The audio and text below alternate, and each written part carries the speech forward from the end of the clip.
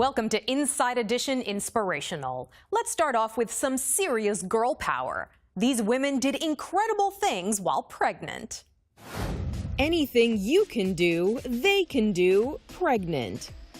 This act was a family affair. When little Jalen wanted to whip and nay-nay, her mom and soon-to-be baby brother joined her. At 8 months pregnant, mom Nikki's dancing is impressive, but little Jalen stole the show. It was just supposed to be a fun video for their family and friends to see. But when Nikki posted the video on Facebook back in 2015, it got 22 million views in less than a week.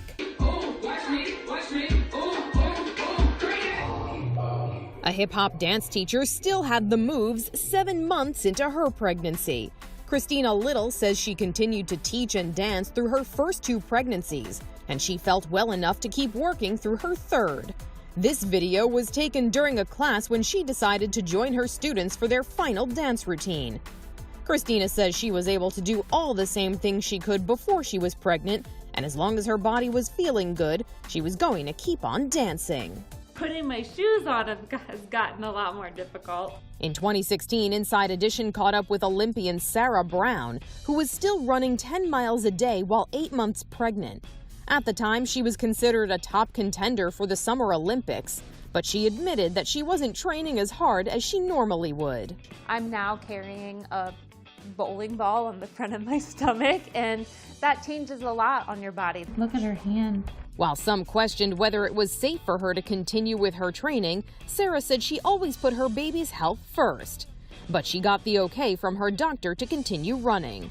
And just 36 hours after the interview, little Abigail Ann made her debut a little early, but still healthy. The message that I really would want my daughter to take away from everything that I'm doing is that, go after your dreams and to not be afraid to try. This mom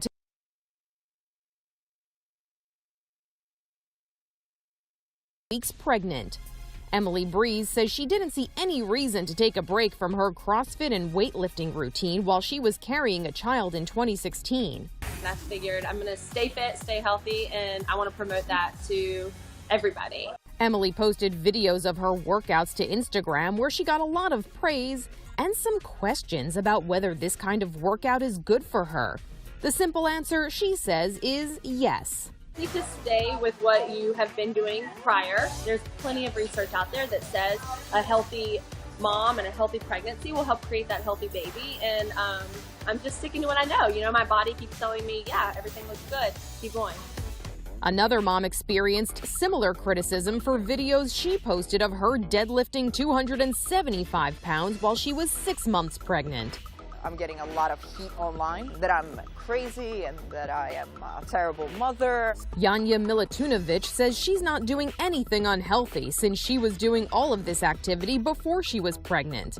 Doctors say it can be completely fine. It depends on your level of activity. If you're used to lifting weights, then you're going to be a little different than somebody else. Yanya's husband says he's not worried about his wife's or his baby's health, and he thinks people should keep their negative comments to themselves. If you don't have nothing nice to say, is the old saying, just don't say it.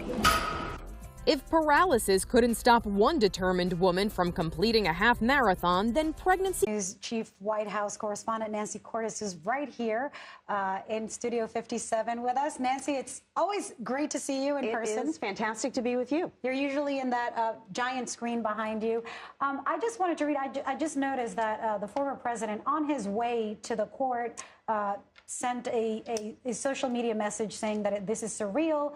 Wow, they're going to arrest me. Can't believe this is happening in America. What does this do? Well, it keeps his base engaged, he hopes, and all signs are that his base is quite engaged. If you look at his fundraising totals from the past few days, his team claims at least $8 million being raised over the past 3 days and counting. We won't know for sure until we see the financial filings, but it stands to reason that he's getting a lot of support and sympathy from his base right now. Whether that continues, whether he can keep that up if his legal problems persist for days and weeks and months, that remains to be seen. But he needs to keep his base on his side because he's hoping to, to have a successful campaign. He's got a number of Republicans who have either jumped into the race or looking to jump into the race. This could be a major negative for him, so he's looking to garner as much sympathy as he can right now. Nancy, I want to follow up with you on that point because we are seeing the Trump campaign certainly fundraising off of this, solidifying their support among the base. How is this all playing out for Democrats, and what is the White House saying? The White House is saying absolutely nothing. They have been asked repeatedly what they think about the situation, what they think about the charges.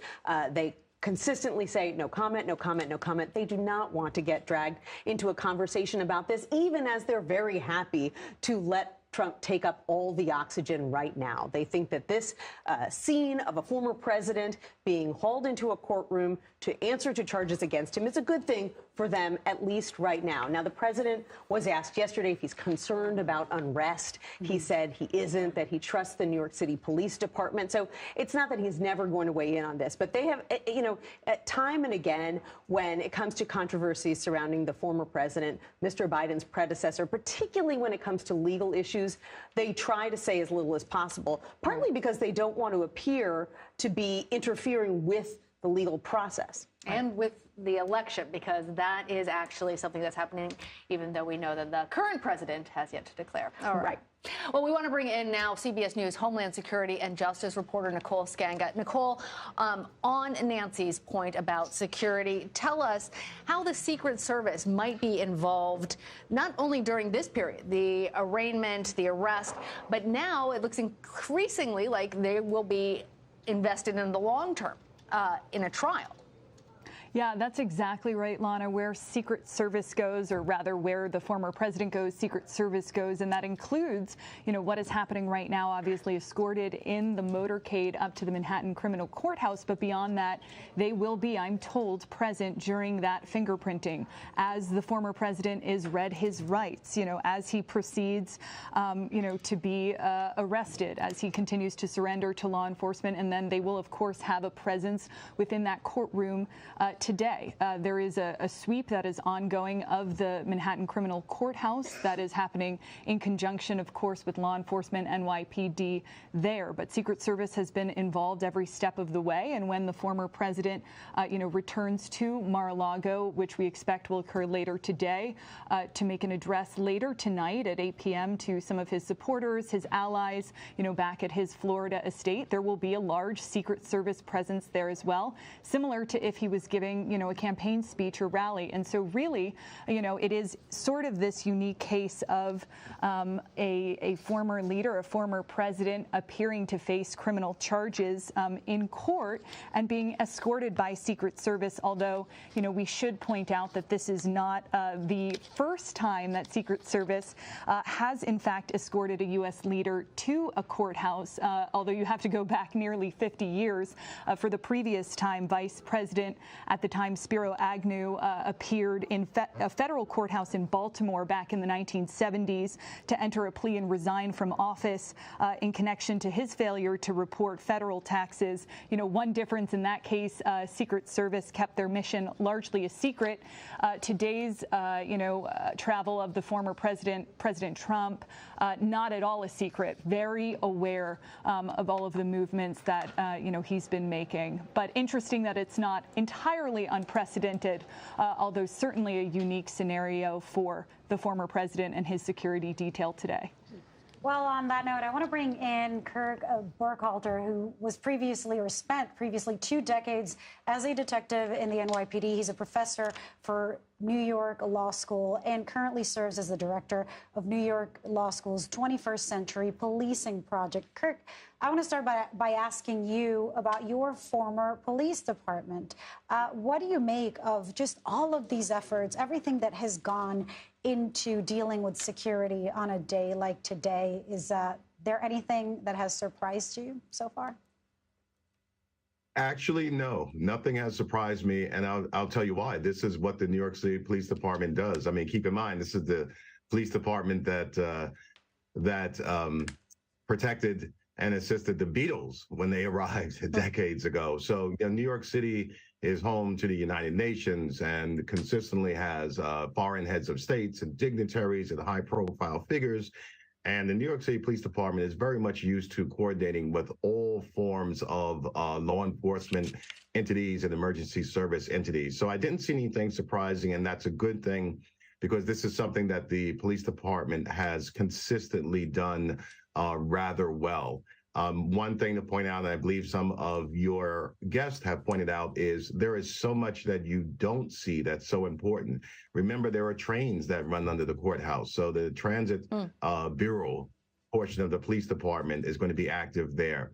You don't see a lot of the fire apparatus and emergency medical personnel, which should always be on hand, and the helicopters that are clearing the various routes. So there's a very high level of coordination. And you're going to see this every time the former president comes to court over the next year, 2 years, however long this matter will take to work its way through the courts. All right, we're going to continue ruminating on that and go back to our chief White House correspondent, Nancy Cordes, who we're lucky enough to have here on set with us. Nancy, given all that we're hearing, and as focused as we are on this, there is still the job of running the country that has to take place. And tell us more about what President Biden is doing today. You know, he's got a pretty low-key schedule today. He's got one meeting with a bunch of science and technology advisors. Other than that, we've gotten a press statement from him about Finland joining NATO. But he's keeping it quiet today. His press secretary will have... Is that purposeful because they don't think that they'll get attention on anything they're trying to do? They know they wouldn't get attention. They would never say that it's purposeful, but definitely trying to get any kind of counter-programming today would be extremely difficult. He did travel yesterday to Minnesota, I'll note. His press secretary is scheduled to have a briefing this afternoon. She will no doubt get asked 10 different ways about this proceeding. She will do everything she can not to answer those questions and to say that they don't want to weigh in on legal matters. But there's no question that, you know, this is sort of a split screen moment for them. On one hand, it works for this White House to say, look, we're doing the business of the American people, and here's the circus that's playing out in Manhattan. On the other hand, if the former president sucks up this kind of attention for days and days, it makes it very difficult for this president, who still has not announced his bid for re-election, to get the kind of attention he needs to show the American people, hey, I'm doing the job, and this is why you should re-elect me. And may actually lose some time before he feels comfortable to announce, because all of the attention is going here. And speaking of attention, we're taking a look now, a live look at inside the courthouse. And, you know, not to play or try to have you predict the future, Nancy, but I know that you know enough to answer this. Look, is there any way that things can go today, or is there any charge that we might not be considering today involved with this case that might actually hurt the former president politically, or in those other charges that are coming? Because we see this helping him, but could it hurt I think any of these charges could hurt him in the long run. You know, yes, he is getting a bounce right now because his longtime supporters are rallying to his defense. But we've got 17, 18, 19 more months in this election. That's a long time. And that's a lot of news cycles. And remember, he's not just facing trouble here in Manhattan with this district attorney. There are a number of other cases percolating. And that's why you have some of his would-be Republican opponents, not all, but a couple of them saying, is this really who you want to be the Republican standard bearer? What other legal trouble could he get in between now and the general election in November of 2024? Other Republicans have been reluctant to go there. That's touching a hot stove. They want his supporters to be their supporters. They've tried it. They've worked around the edges, and when they do it, they get burned. And so they've taken a step back. And that is the challenge when Donald Trump's base is so fiercely loyal to him. They've believed time and time again that perhaps they could shake those supporters loose. They haven't been successful so far. And on that question of charges that he might face, we want to dip back into Jessica Levinson to get her take on it. Jessica, what do you expect to hear both from Trump's defense and the arguments from the prosecution? So I think, of course, we need to focus on the difference between what we hear in court and what we hear out of court, as we've talked about before. What the attorneys say in court, what the former president says in court, all of that is subject to a higher standard. And as we've seen based on post-2020 election litigation, attorneys can be punished for what they say in court and what they file in court if it's false. So, in terms of what we expect both sides to argue, of course, we'll know a lot more in a few minutes, if not a few hours. But I think the prosecution is really going to say that this is not just a paperwork crime. This is a serious crime because remember why these payments were made. They were made to affect a presidential election.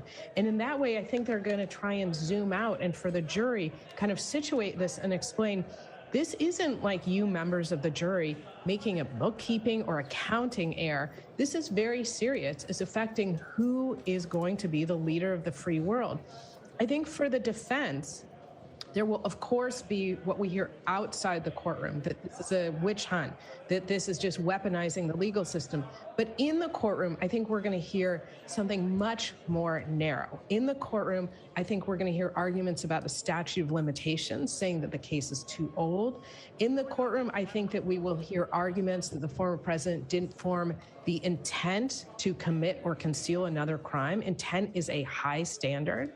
And in the courtroom, I think we'll also hear, again, trying to downplay these charges and say that the president maybe wasn't aware or didn't realize or in some way was not able to form that state of mind necessary to rise to the level of criminal conduct. So that's a kind of a broad preview of what I think we could potentially hear from both sides. Again, really interesting to see whether or not the charges will include additional state charges, maybe dealing with the New York State election code, or additional federal charges, maybe dealing with wire fraud, maybe dealing with, as we've talked about, campaign finance issues. And as Nancy just mentioned, of course, there are other investigations pending against the president. Just today, an appeals court rejected the former president's claim that his top advisors should be prevented from testifying before a grand jury investigating January 6th. And just to follow up on, you're talking about a future courthouse and how this case might play out, but let's talk about this courthouse that we're looking at, or this courtroom that we're getting these images from. I'm curious about we've seen that there's not going to be a mugshot. We're not going to see the former president handcuffed. There's all these different measures given who he is. Are you foreseeing any other decisions from Judge Marchand in terms of this case that could perhaps, I don't know, a gag order, change what the president can do moving forward before we get to that moment that you were just describing where the case is actually going to be argued? Absolutely. I think we have to understand that equally applying justice doesn't mean ignoring who we're talking about. It doesn't mean that we pretend that this isn't the former president of the United States. That doesn't mean he gets favorable treatment or worse treatment. It means that we have to understand that there will be different treatment here for security reasons. And in terms of the gag order, I think that's a great question. Any judge who thinks about a gag order has to be thinking about that very carefully because, of course, it brings up First Amendment concerns. Of course, there are speech rights at issue. And what this judge has to weigh is, on the one hand, we know what the former president is already saying about this case and this judge. We know that the DA is facing apparently some very real threats, that the judge is also facing some threats. And so on the one hand, it makes all the sense in the world to say, you can talk about anything but the specifics of this case.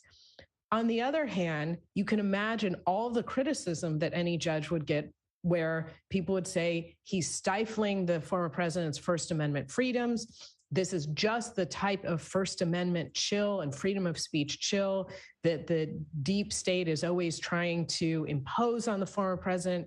So it's always a balance when you think about gag orders. It's always a difficult decision. And I think just even so much more in this case.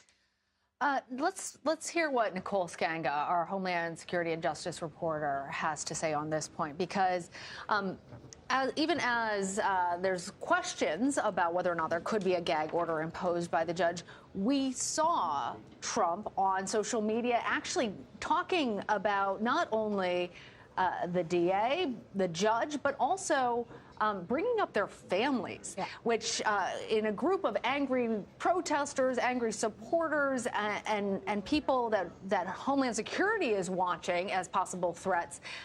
How does all of that come into play into trying to minimize the chances that someone actually is hurt through this process? Yes, and Lana, there's been a new spate of email threats to the Manhattan District Attorney Alvin Bragg. CBS News has learned and reported. That being said, federal officials continuing to tell me there is no specific nor credible threat associated with today's arraignment. But of course, we have seen an increased security posture not only in Lower Manhattan, but around the U.S. Capitol here.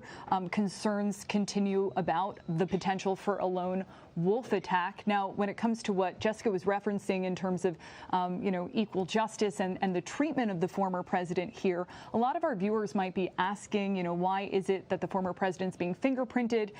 We are told will not, be photographed. He's not expected to have a mugshot. One thing that is interesting to note here is that law enforcement actually has discretion as to whether or not they will take, a photograph of a criminal defendant. In this case, the bottom line is that Trump is not a flight risk, easily identifiable, surrounded by federal agents, quite literally always. He has his U.S. Secret Service detail. So, in this case, there's no concern about, needing a mugshot to help identify a defendant should they become a fugitive. So we are told that, him being read his rights, him being fingerprinted, this process is going to be expedited dramatically. What would take several hours is likely to take a matter of minutes, could be as few as 20 minutes. Nicole, just to follow up on that very quickly, because I also want to bring Kirk into this conversation, and this is related to security and also to a theme that has been common and popular with the former president, crowd size. We're not seeing a massive protest. And I'm wondering first, Nicole, do you think that there were lessons learned or that there may be a chilling effect from January 6th and, followers and protesters who may have shown up here and perhaps felt that it wasn't a good idea given the consequences to those who participated in the January 6th rally? Yeah, Lilia, there is absolutely no doubt that January 6, 2021 had a chilling effect on the former president's, supporters. And we have seen protesters out in the park nearby to the Manhattan Criminal Courthouse, Catherine Herridge reporting out there, my colleague, saying they have been largely quiet. There was a little bit of a hubbub when the former president arrived outside the courthouse. But law enforcement has also been very deliberate in its handling of, First Amendment protests there, placing barricades in between protesters and counter-protesters, so making sure that there's also no, violence that could erupt within the crowd among some of the protesters there outside the courthouse today. All right, Kirk Burkhalter, to Lilia's question, and as a reminder for our audience, he is a professor for New York Law School and a retired detective from the NYPD. There's two different groups. It's not just about keeping the former president safe or keeping the DA or the judge safe, but now there are also two highly charged folks that feel anger towards one another. How does the NYPD sort through all those different aspects of potential threats? Well, first, I'm sure the intelligence division of the New York City Police Department has been tasked with monitoring, all types of internet traffic and otherwise regarding those who want to come down and protest. Something important to remember, of course, is it's the job of the police to protect the First Amendment rights of every citizen who wishes to protest and ensure they can do so without being harmed. And as you pointed out, yes, the NYPD will separate the two groups, make sure that they have a space to protest, but that space will not be somewhere where traffic can be disrupted or the proceedings here can be disrupted. We're unlikely to see what we saw January 6th for a lot of different reasons. One, tremendous reason is the size of the police department. The other large reason is the geography of New York City is quite different. It's difficult to get around with a vehicle. You can't walk around carrying large sticks and banners and so forth without hitting other people and those folks and those items impeding your way. So it's a very different landscape. And the police department, you're likely to see out of the 40,000 police officers, you're almost always going to see more police than protesters throughout this entire trial. I want to bring back in Nancy Cordes. Nancy, okay, you were talking about the potential delay that this might present in the current president announcing that he's going to run. And you kind of hinted at some of his potential opponents within the GOP. Right. I'm curious about what calculation are people like Mike Pence and Governor DeSantis making at this point, given that there are other possible indictments coming down? Right. Speak too soon, later, what's going on in their heads? I think that this indictment, potential future indictments, are only some of the obstacles that they are weighing here as they try to figure out when the ideal time might be to jump into the race, if there is an ideal time at all. Another reason to delay, look at DeSantis. He found that even exploring the possibility of a race put him right in Donald Trump's sights. He attacked him for weeks. Ron DeSantis's ratings fell precipitously in the polls. So now he's backed off. Perhaps if he does get in the race, it might not be for a few months. Go back to, being governor, focus on that, and don't get into a one-on-one with Donald Trump. The same is possible for Mike Pence, and that's why we've seen them,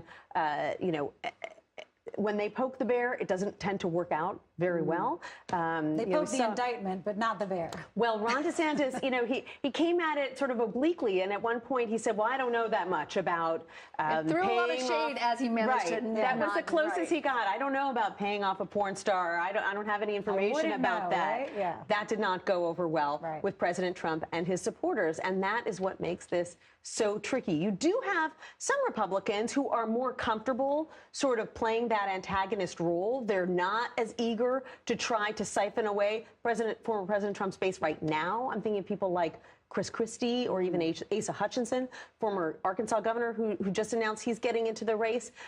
They've been more willing to kind of go at Trump directly and be critical and say, we don't want 4 more years of this. It's time to turn the page. He's got all these mounting legal problems. But when you've got folks like Nikki Haley or Mike Pence who really need Trump's supporters, Trump's base, to gain any kind of traction at all, they're going to be much more careful. So we've got the backdrop of a presidential campaign that's about to happen. We have protests that are happening.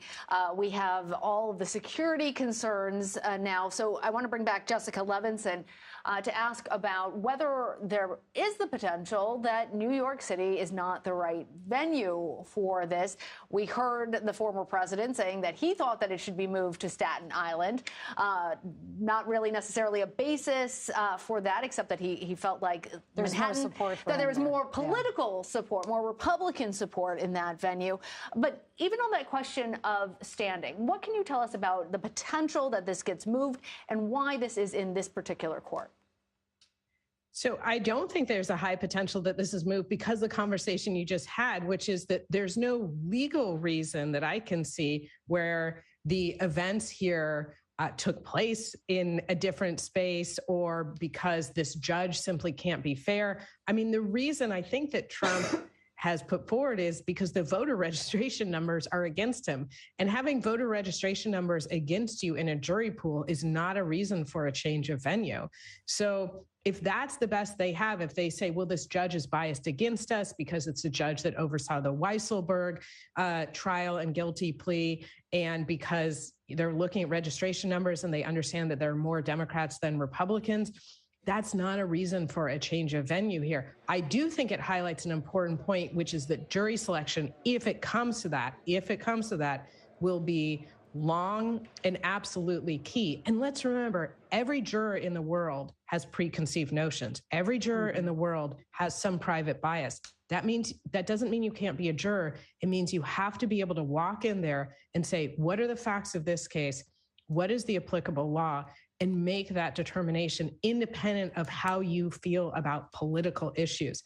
I know it's easier said than done, but a long way of saying political affiliation is not a reason for a change of venue as far as I can see here. Right. Well, we are seeing images there. There's not going to be cameras inside the courtroom, but we are seeing cameras inside the courthouse where the former president is waiting to be arraigned in just a few minutes. And we'll send it back to our colleagues at CBS for special reports. And right now, we want to thank Jessica Levinson, Nancy Cordes, Nicole Skanga, as well as Kirk Burkhalter for all of their insight into all of this. We're now going to go back to CBS News and their special report.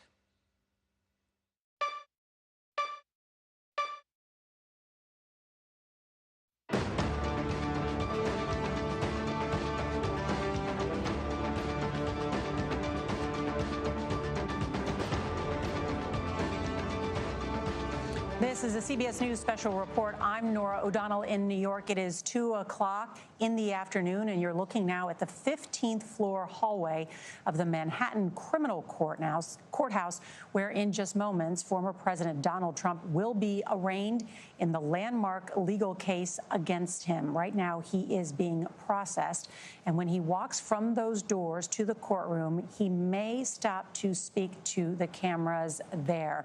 We should also note that just about 30 minutes ago, we saw the 45th president of the United States get out of his motorcade and enter the courthouse. It was just last week that Trump was indicted. We should also note that during this escort downtown, we are told that Donald Trump was alone in the car, and look at what he put on his own social network. Heading to Lower Manhattan, the courthouse seems so surreal, in his words. Wow, they are going to arrest me. Can't believe this is happening in America, according to the former president. Also, a source told CBS News that Trump is being charged with falsifying business records in the first degree, a felony. It could be as many as 30 or more counts. The indictment, a first of a current or former president in U.S. history, stems from this 2016 hush money payment to cover up an alleged affair with porn star Stormy Daniels. We should note Trump has denied any wrongdoing. He has vowed to fight these charges. He has been active, sending fundraising pitches this morning, active on his own social media site, denouncing the judge attacking him and his family. We are told that attorneys close to the former president say that he himself will plead not guilty when the charges are read in court. We should note CBS News has reporters inside that courtroom, also just outside that courtroom, so we will be able to give you a first-hand account of exactly what happens.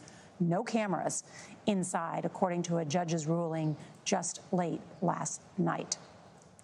Want to talk about a number of things as we continue to watch this picture very closely, as we're expecting to see the president there. The uncharted political territory that we're in right now, Robert. This is a significant case, certainly the spectacle today that we are watching very closely.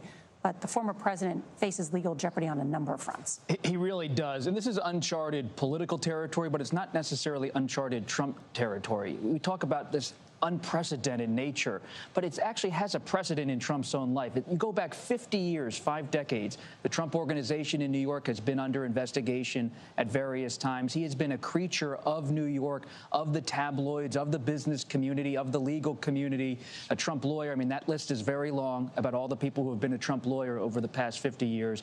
And there are many lawyers right now working for Trump on that active grand jury investigation of his handling of classified material. And when you talk to Trump confidants, and they're being candid with you, they say the investigation of Trump's possible obstructive acts, about how he handled classified documents at Mar-a-Lago. Did he instruct aides to go dig into the files instead of giving them back to the National Archives? That is the case that has people on the edge of their seat, not what's happening in New York today. And what about that, the discussion that exists that this wasn't the best first case to bring against the former president?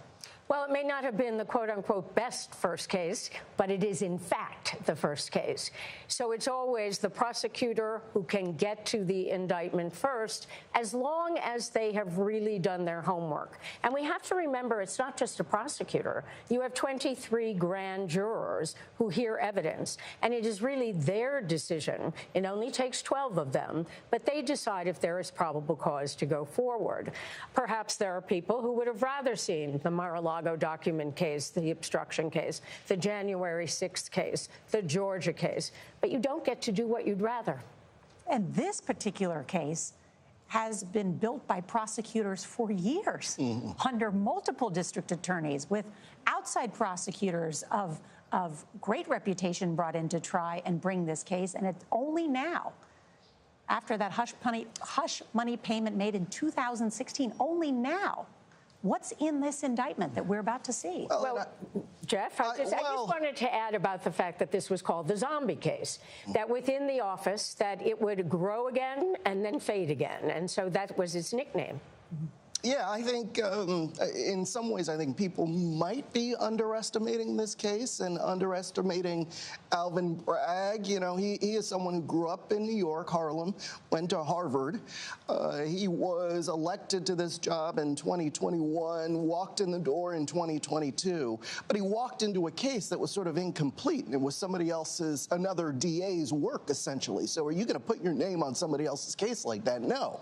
So he slowed things down, as you know, and everybody at this table knows, got a lot of criticism here in New York, where really he was given a mandate to go after former President Trump when he was elected. And so he ran on that. Exactly. So there were a lot of people in New York who were saying, what are you doing? I thought you were going to bring this case. So he stepped back, brought in some new prosecutors, impaneled this new grand jury, as you know, and I think they've built a case here. You got these 30 counts that are sitting in this indictment. Everybody's wondering what they are. But you don't go after a target like this unless you've really checked your case and your evidence. And I suspect by running it through that grand jury and getting the indictment, by impaneling that grand jury, you know, they seem to be confident in the case that they have. And we talked to him a couple of months ago, and he said, we'll do our talking in the courtroom, which is fascinating because we're going to hear from him today. This is Alvin Bragg. This is Alvin Bragg, and we interviewed him a couple months ago, and you know, he was impervious to all of the speculation about what he was up to, and he would barely admit to his own name. But one thing he did say was that there's a lot of things happening behind the scenes. To your point, we're going to learn very shortly whether really there was anything happening behind the scenes. And he kept insisting that we'll do our talking in the courtroom. The challenge today for those of us watching it and analyzing it is what's happening in the world of the courtroom and what's happening in the world of circus. And for Alvin Bragg, his job is to deal with what happens in the world of the courtroom. But the world of circus still exists. And so how he manages both of those things, whether he ignores it entirely, whether he plays with it because it does affect what goes on in the courtroom, that's one of the fascinating things to watch today and going forward. Yeah, I think people also forget the Cohen case. And I'm sure when you read those documents, when that case came out, we were all looking through that document, and you saw individual A, right? And everybody was like, well, that has to be the president at the time. You know, and I think if you look back to that indictment of Cohen, and you piece that together with what Cohen and Lanny Davis are saying now. Hey, one thing that we know is that the president advised, they say, Cohen to lie to Congress. You know, that's one thing that might also be in this indictment. And that was a federal case. And so the whole question for the district attorney in Manhattan was, do you take a federal case and then apply it to the level of New York prosecution? And one thing Alvin Bragg has done is try to go back to the beginning and bring Michael Cohen in again and again for new testimony. It was just a few months ago, Nora, I was sitting down for a cup of coffee in Washington with Mark Pomerantz, the prosecutor who resigned from this case because Alvin Bragg had decided at the time to not move forward with an indictment of Trump.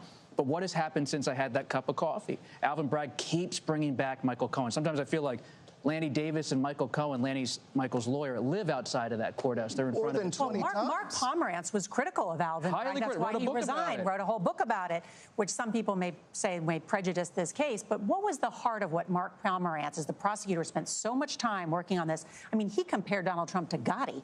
What was it that he said was at the heart of all of the things he said that the former president could be indicted on? What Mark Pomerantz said was essentially an echo of what Jeff just laid out, that there was a conspiracy in Pomerantz's view to hide hush money payments, that there was criminal intent to expense these in a way that was illegal. He believed that the DA should move forward with an indictment at the time. In furtherance of an election law violation so that he could run for office, or what's the conspiracy, or what's Well, that's going to be very interesting because election law is usually prosecuted at a federal level. level. So what's the New York law that's going to be broken here if they're talking about campaign finance? Well, and the other factor is that when Cy Vance, the previous DA, was looking into the case against Donald Trump, he was also looking into a different case. He was looking into property valuations, up for loans and down for taxes. And that's a different case than this case. Or is it? We're going to find out. Okay, let's just a minute, because I just want to regroup here and let everyone know what we're looking at. These are live pictures from just outside what is the largest courtroom at this Manhattan criminal courthouse, where Judge Juan Merchan is there, and they will read the charges against Donald Trump. And there we see the district attorney, I believe, just quickly. There are questions about whether he will be, in fact, inside that courtroom. Want to bring in our senior investigative correspondent, Catherine Herridge. She is there at the courthouse. And Catherine, who else do we expect to be inside that courtroom? Well, Nora, good to be with you. We expect that courtroom on one of the upper levels in the courthouse behind me to be at capacity. Our colleagues Scott McFarland and Graham Cates will be in either the main courtroom or the overflow room. And to give you some context about what the demand was to watch history unfold, beginning yesterday at around 3 p.m. local time, a building just about 25 yards to my right, a lot of journalists and others began lining up for one of two color-coded passes. One pass would get them into that main courtroom where the former president will be arraigned. That's about 60 people. And then two overflow courtrooms, one 110 and the other 100. I also just want to make a note about the judge here, Judge Merchan. I spoke with a lawyer late yesterday who has appeared before the judge, and he described him as rough, tough, and someone who would not suffer unnecessary delays, and also emphasized that he has so much familiarity with the Trump Organization prosecution because he presided over that case, and significantly, he did not allow the defense attorneys in that case to argue something called selective prosecution, and that may be one of the key legal arguments for the former president as his case goes forward, Nora. It's an excellent point, Catherine Herridge. Thank you. Also want to bring in Richard Esposito, the former NYPD deputy commissioner. And Richard, we are going to get pictures from still photographers at the beginning of this arraignment proceedings. But what we see right now is a very heavy law enforcement presence. Talk about that. Yes, I think there are at least 250 reporters packed into the courtroom and the overflow room.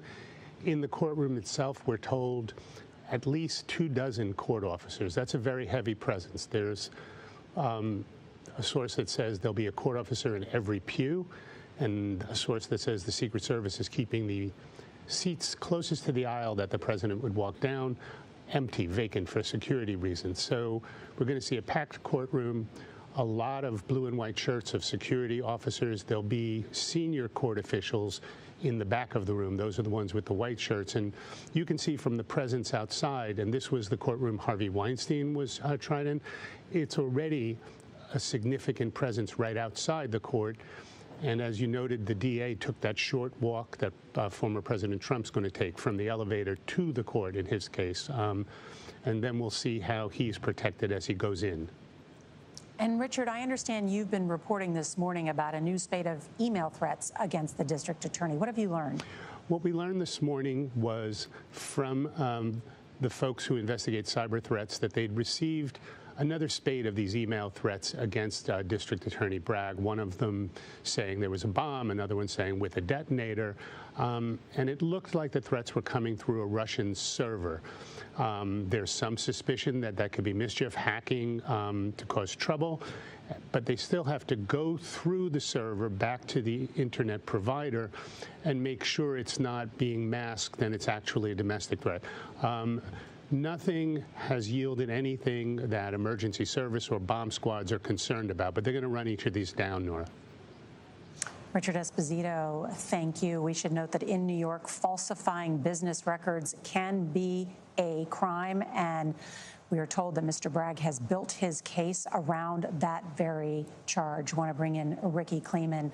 Ricky, do we expect the district attorney to be there sitting at the table inside that courtroom? It's really up to him. His assistants have handled this case throughout with the grand jury. His assistants are the people who will try the case. But he may want to show his presence, show he is unafraid, show this is his case, and take possession of a seat at the table, or he may not. We have been reporting we're talking about more than 30 counts against Donald Trump.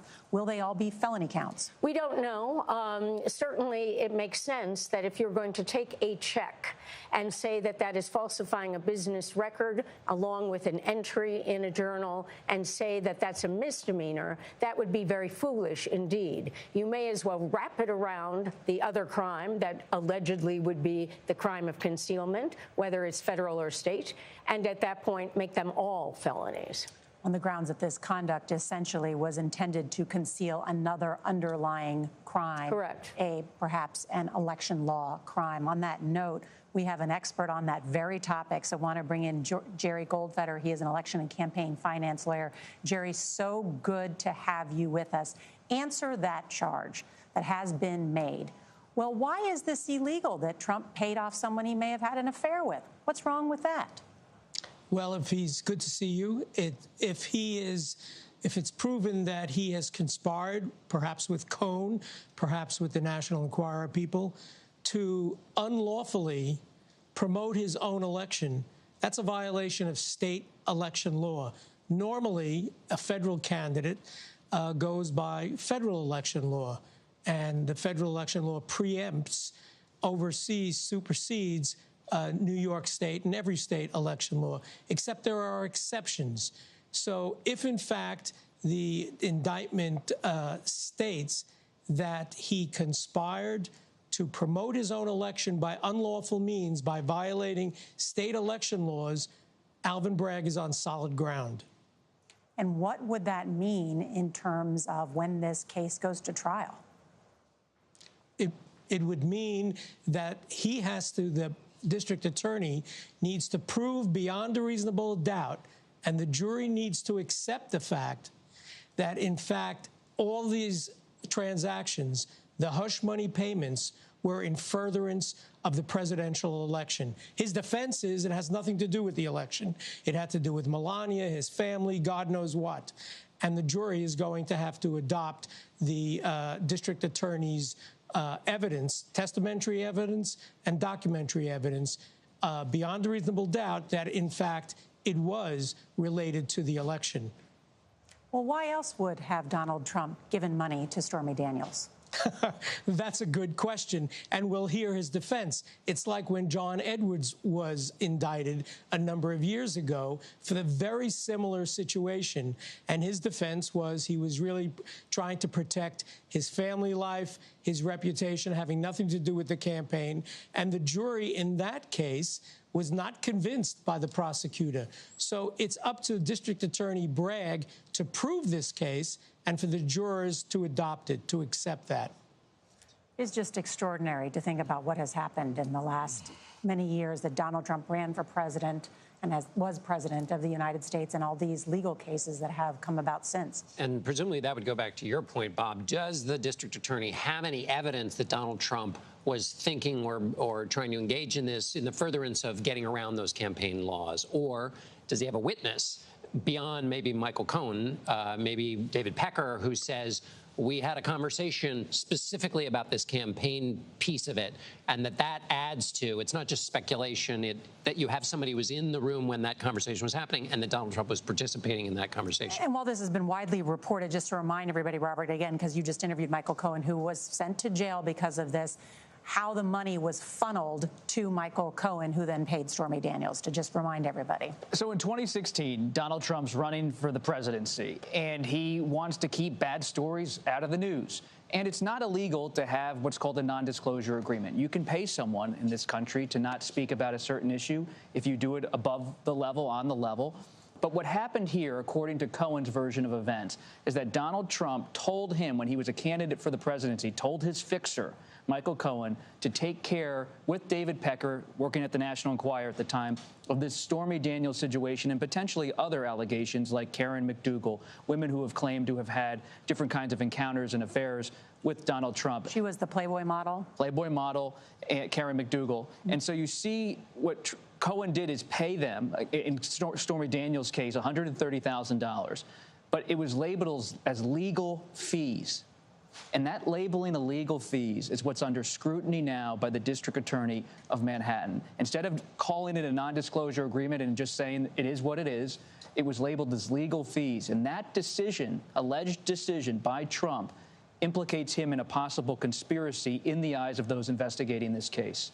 Let's bring in Nicole Killian, who covers Congress for us. And Nicole, we have seen a number of Republicans in Congress and others who hold political office denouncing the district attorney while not exactly defending Donald Trump. Break down that reaction for us. Yeah, exactly. I mean, what you've seen is a number of congressional Republicans really in lockstep here, whether you're looking at party loyalists like Marjorie Taylor Greene, who was there in New York protesting near the courthouse, saying that Donald Trump is innocent and that this is a weaponization of government. This is a line that we are hearing from some party leaders as well, such as Kevin McCarthy, the House Speaker, who has called this an abuse of power and who has said that the House will hold the Manhattan DA to account. And you have 3 congressional committee chairs who have been trading letters back and forth with the district attorney, trying to get him to sit down for a transcribed interview. Where we really see the daylight here is more among Senate Republicans. For instance, Mitch McConnell, still suffering from a fall. He's been out of Congress for a couple of weeks now. Have not heard much reaction from him.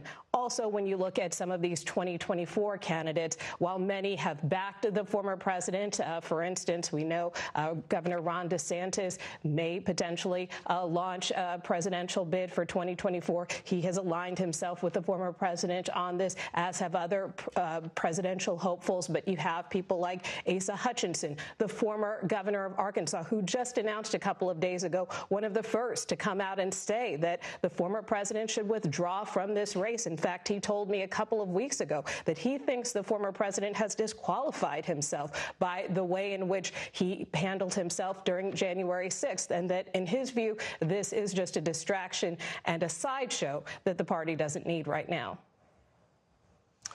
Yeah, Asa Hutchinson, the former Arkansas governor, departing from some of his Republican colleagues and drawing a line in the sand about whether Trump should continue this race. It's an intriguing political moment because, with respect to the former governor of Arkansas, not someone with a high national profile, but it's someone with his stature who's deciding that this is a moment to get into the Republican presidential race. But you don't see Virginia Governor Glenn Youngkin or Florida Governor Ron DeSantis suddenly announcing their campaigns because they know that Trump is now consolidating a lot of support. Yes, he has a new challenger in Asa Hutchinson, but that's about it at this point. What's also interesting, based on what we just heard from Nicole, is that the Republican Party, while publicly seem to be rallying around Trump, I don't see many other House Republicans there, Senate Republicans. Where are they? Marjorie Taylor Greene, the Georgia Congresswoman, is there. Meaning it's a handful of people. It's a handful of people. It's Marjorie Taylor Greene's a congresswoman who appeared with the white nationalists at an event a few years ago. Nick Fuentes, that's who she is. She has a high national profile. George Santos, most New Yorkers and people nationally, we don't need to go there, but we know he's controversial. Admitted liar. Admitted liar. And so that's who's showing up. Where are the other senators and House members? There's a reluctance for so many of them to get there in the arena with Trump at a time of trouble. They'll send a tweet, they'll make a statement, but they don't want to get too close to a situation that's volatile. And that is the key question. Will the media spotlight on Trump motivate his base? Will it paralyze the Republican opponents? Will it help him win the Republican nomination for 2024? I want to bring in our chief Washington correspondent, Major Garrett. He is at Trump's Palm Beach, Florida resident, Mar-a-Lago. And Major, I know the president planning to return there tonight and speak to his crowd. What are you learning? Yes. So, Nora, it's a New York story right now, but it's going to be a primetime Mar-a-Lago story this evening. The president will return to Mar-a-Lago and this evening give some remarks, probably in response to what Alvin Bragg, the district attorney in Manhattan, tells reporters and the nation about the indictment, its relationship to the law, and the facts.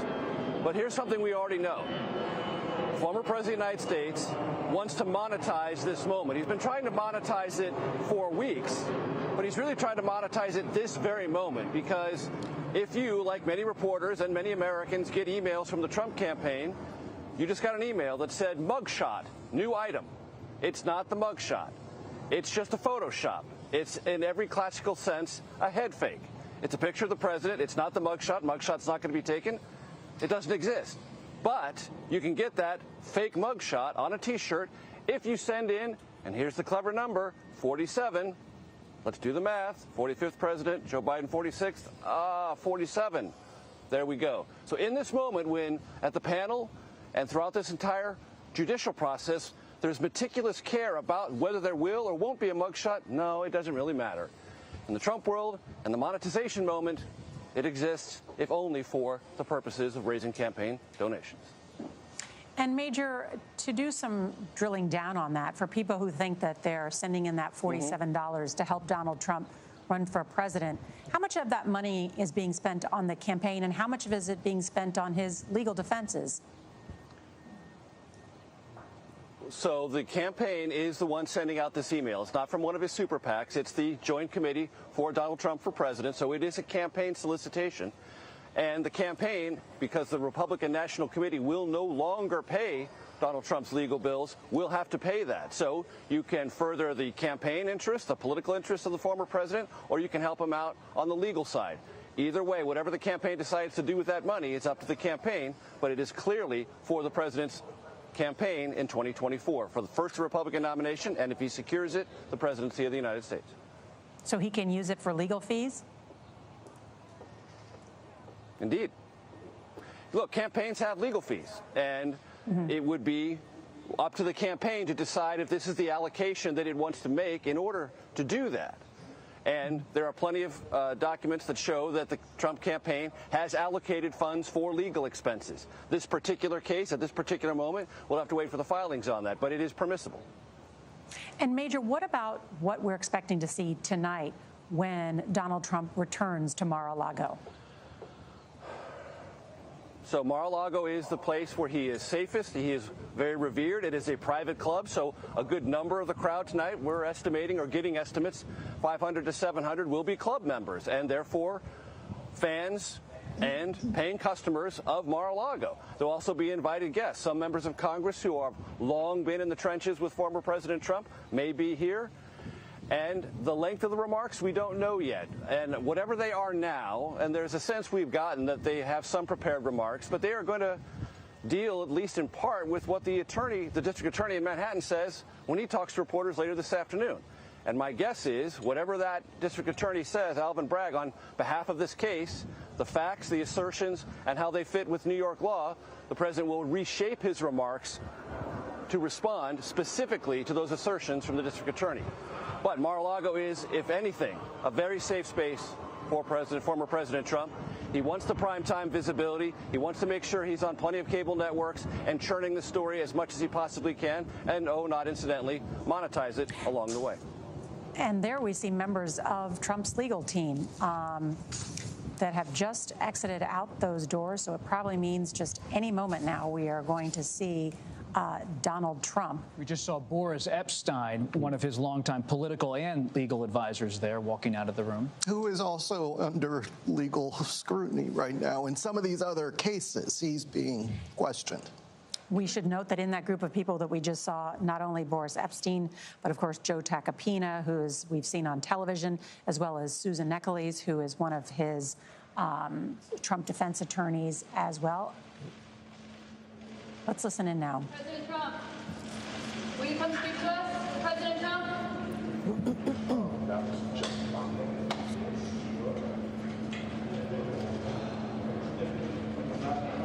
That was a sober-looking President Trump. No handcuffs that we saw. walking with his arms. I wonder if he made a decision, even though a member of his team said that he may speak to the cameras there, if he decided this was not a shot or a piece of sound he wanted to be remembered for. Or maybe his legal team suggested that it's not the appropriate time. Yeah. And not every, he's a former television producer. But at the end of the day, go back to what we heard right when this indictment came down. He didn't like it. He was stunned by it. He didn't think Bragg was going to move forward. He doesn't want to be arrested. He doesn't want to be arraigned. Yes, he's going to use it for his political campaign. But personally, this is not a moment he has welcomed, based on our reporting.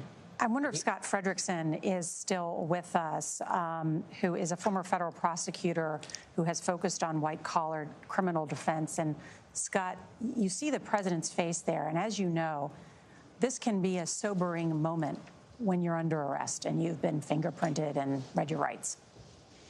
Well, that's exactly right. The fact is, for legal purposes, an arraignment is simply a start of proceedings. It really has little consequences other than we get to see the charges today.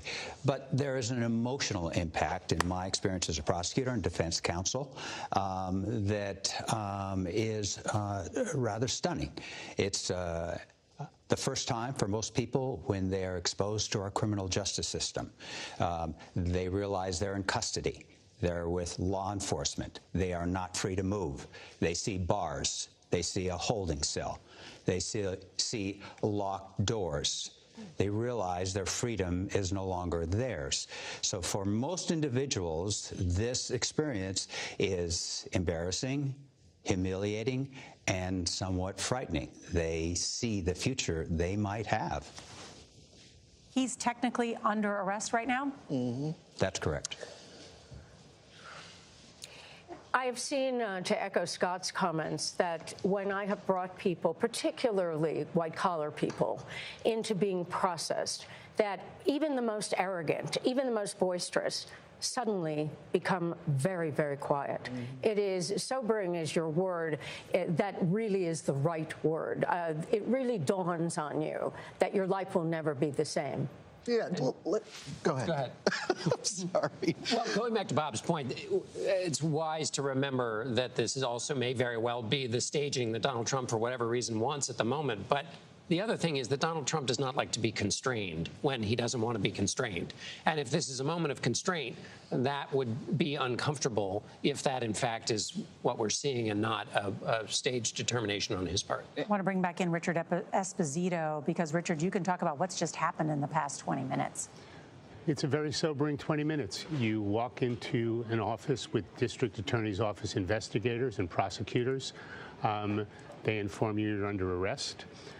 That's a sobering moment right there. You read your Miranda rights, and it's explained to you how to put your fingers onto a electronic pad where your fingerprints will be taken. It's a moment when people often say you look over your shoulder and look at the things you might not ever see again, whether it's a taxi passing or someone you used to know, because for many defendants, this is the start of a long stay in jail. We should just note what you just saw were the still photographers who were allowed inside the courtroom to take a picture at the beginning of these proceedings. Those will be published shortly. We will bring those to you. We should also note we have reporters from CBS News, one inside that very courtroom, who will be able to give a bird's eye view. They are not allowed to use their electronic devices right now, but we will have a report. We also have other reporters in those outside overflow rooms as well, so we can tell you exactly what happened inside. And before we get that picture, which has an important role in our legal system, and we can talk about it once we get it, but can we go back just a second to the picture being sent out by the Trump campaign? He's running as an outlaw. This is a way in which today is a reality created by the judicial system, but then there's the circus reality, which is there was no mugshot. But they've created one in order to create a reality about an outlaw kind of candidate.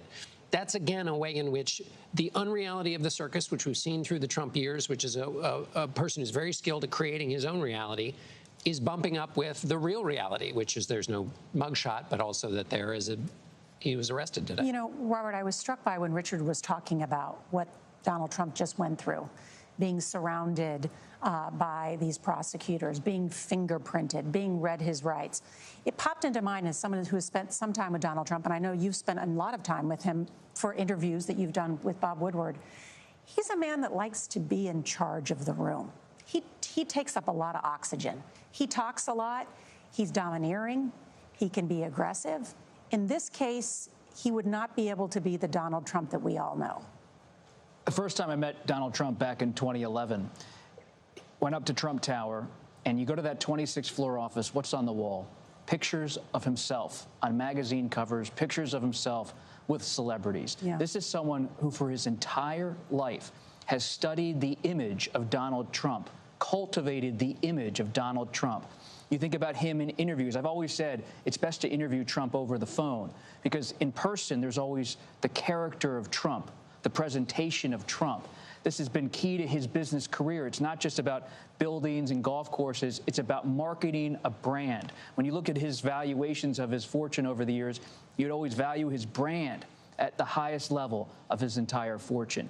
And so now to have his brand, his image associated with this sober walk into a courtroom in Lower Manhattan, this is an area that's not full of skyscrapers. This is not an area where a lot of people go to dinner at night, though Soho is nearby. What you're looking at is a place where they often film the TV show Law and Order. This is gritty.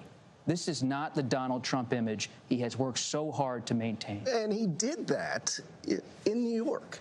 You know, I covered him here in New York for years, and he was Mr. New York. You know, the people on the show, hey, Donald, they loved him. But now he comes here, and it's like he's a visitor in his own hometown. He doesn't hang around too long. He gets back to Florida, where now he feels more comfortable. But here is where he became who he is, in part because of that branding of buildings and his reputation, his TV shows, but also because he is someone from Queens. He grew up with this chip on his shoulder, always wanted to fit in with the wealthiest of Manhattan's wealthy. And here he is, humbled in this courthouse in Lower Manhattan. It is really a sobering picture. And he spent a lot of his career in New York working politicians and officials like the former Manhattan District Attorney Robert Morgenthau, with whom he had a long relationship, because he always felt that you could work the system, and that's not possible for him at this moment. And he did that as a Democrat and someone who funded many Democratic causes before switching parties to run and become a Republican president of the United States. Ricky, let's talk about what's happening right now inside this courtroom. Well, I can assume that inside the courtroom that it will get called to order, or has been called to order by the court clerk. People will rise for the judge to come in. The judge will then make an order to unseal the indictment. At that point, the defendant will be able to see it, his lawyers will be able to see it, and hopefully soon we will be able to see it. There may be proceedings after that time in terms of any conditions that the judge may want or the DA may want in terms of his release. He will be released. He does not have to post any bail. The doors are open again. We're watching this very closely as a number of different officials are led inside or out of these courtrooms with heavy law enforcement present. Let's bring in Jerry Goldfeder, who is an election and campaign finance lawyer. And Jerry, what's been happening inside that courtroom right now? Well, they're getting ready for the judge to take the bench and to begin proceedings. And let's not make any mistake about it. This judge is a very serious lawman. He will control this courtroom.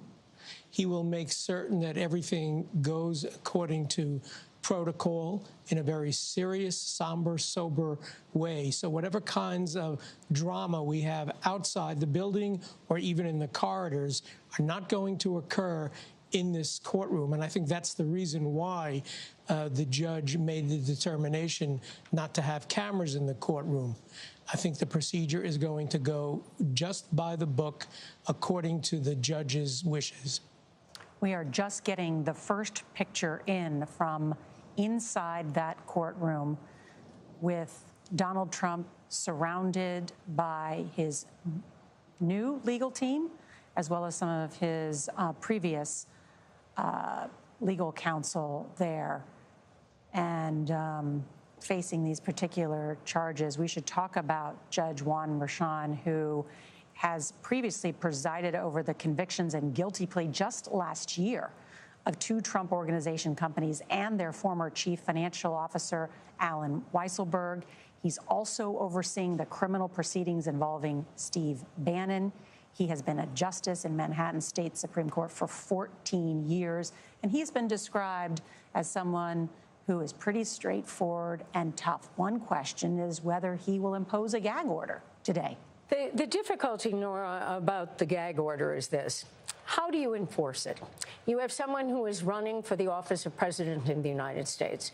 So he violates the gag order, should one have been imposed. What are you going to do? Hold him in contempt and put him in jail? That's ridiculous. So even though I think a gag order may well be warranted to have both sides not talk about this case, I don't think it can be enforced. So why do it? Okay, what about then the continued attacks on this judge and today his family as well? Previously, Donald Trump had put on his social media that this judge hates me.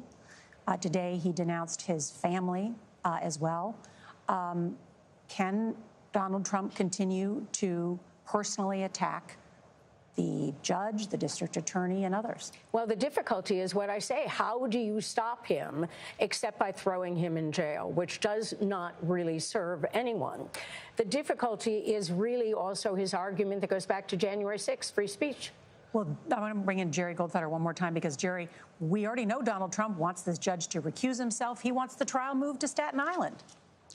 That's right. And I think all of his statements on his social media and as well as pumping up his crowds go to his strategy of trying to move this trial away from New York County and to try to get the judge, if he can't do that, to try to get rid of this judge, because he believes, and perhaps rightly so, that this judge really knows him, really knows his organization, and is probably not disposed to look upon him in any favorable light.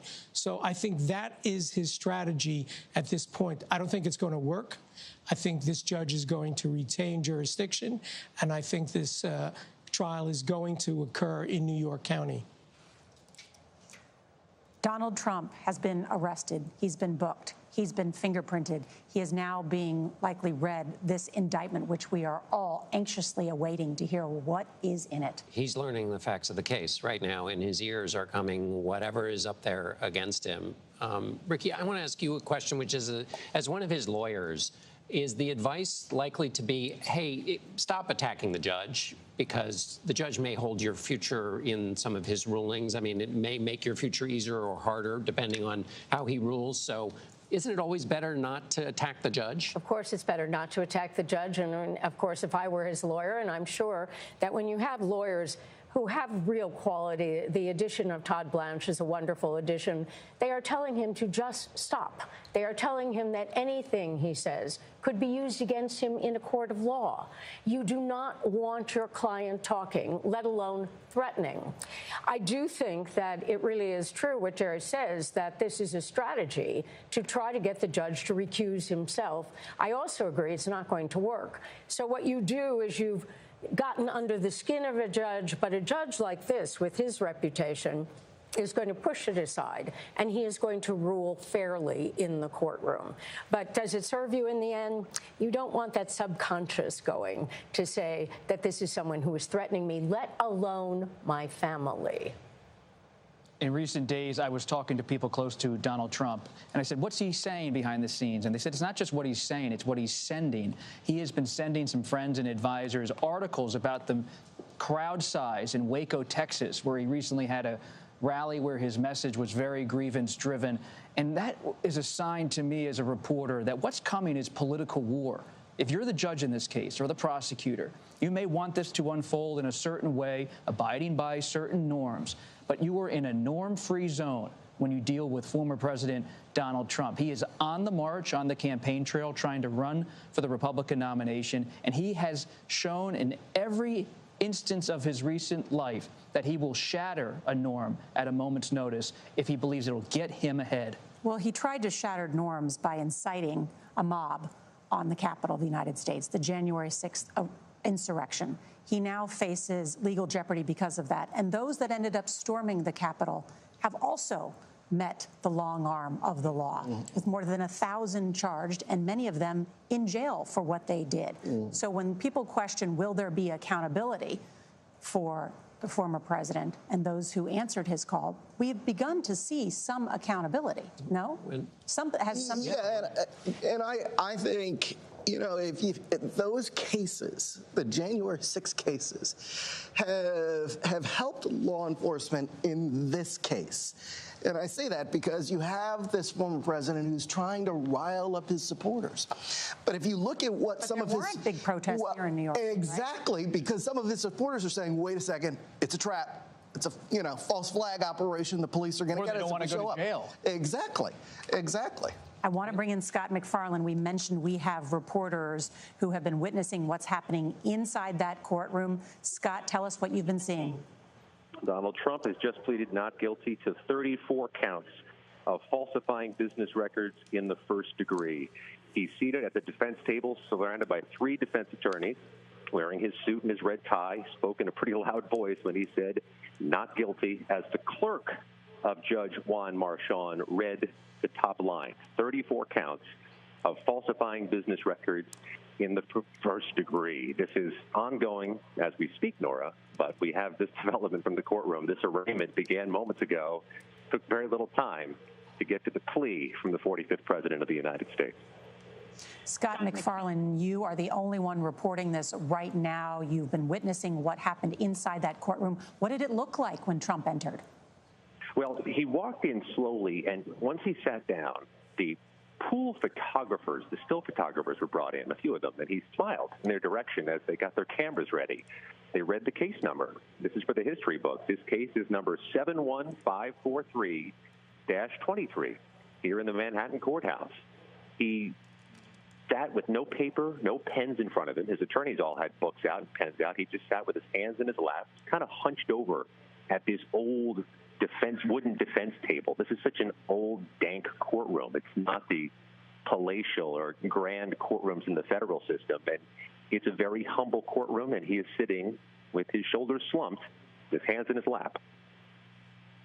What can you tell us about those 34 counts? We don't have any idea yet what's in that indictment. What have you heard?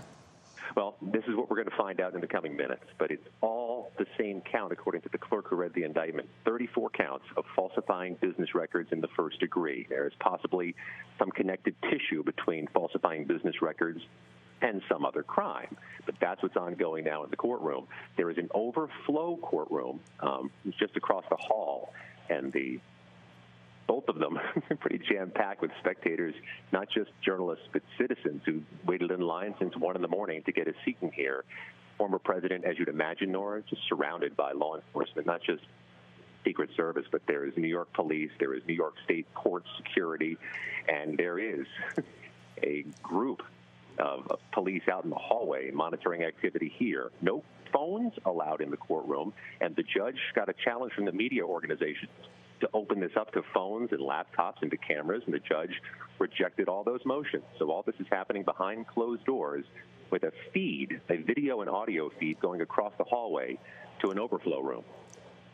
Scott McFarlane has been witnessing Donald Trump inside that courtroom as they read the criminal charges against him. Scott, just to recap, what did Donald Trump do when asked for his plea? He answered immediately in a voice that was noticeably louder than the attorneys who were speaking here today, and said simply, not guilty. No adjectives before it, nothing after it, just not guilty. And at this point, they're running through the procedures that will happen after this arraignment ends. There are going to be certainly deadlines set for motions, for future hearings. All that's happening as I'm speaking to you, Nora. But the bottom line here is it's 34 counts of the same charge, according to the clerk. 34 counts of falsifying business records in the first degree. There's more to gather, but let me just paint a picture for you here, Nora. This is such a humble place. The 15th floor of this courthouse in Manhattan looks like an old middle school hallway. That type of flooring, that type of walls. It is sweltering, stuffy hot in here and in the courtroom. And all of this looks like something out of the TV show Night Court, not something out of one of the grand courthouses in Washington or in the federal system nationwide. the limited camera access here, which the Trump team asked for, saying cameras might turn this into a circus-like atmosphere, are perhaps sparing some of the images of a very meek and humble place. Scott, you are the only one who has come out from that overflow room to give us this first-hand account. It is riveting to listen to the details that you have. I know Robert Costa has a question for you. Scott, terrific reporting. It's just amazing to get these vivid details right by the moment. Did Trump stand up? Did the former president stand up when he pleaded not guilty? Did he stay seated? Give me the whole version of events from your eye. Everybody is seated, at least for the opening minutes of this, Bob. Trump is seated. His attorneys on either side. He's got 2 attorneys on his right, 1 attorney on his left. The attorneys we've seen on television included Joe Tacopina is to Trump's left, Susan McAuliffe to his right, and Tom Blanche, his newly hired attorney, further to his right.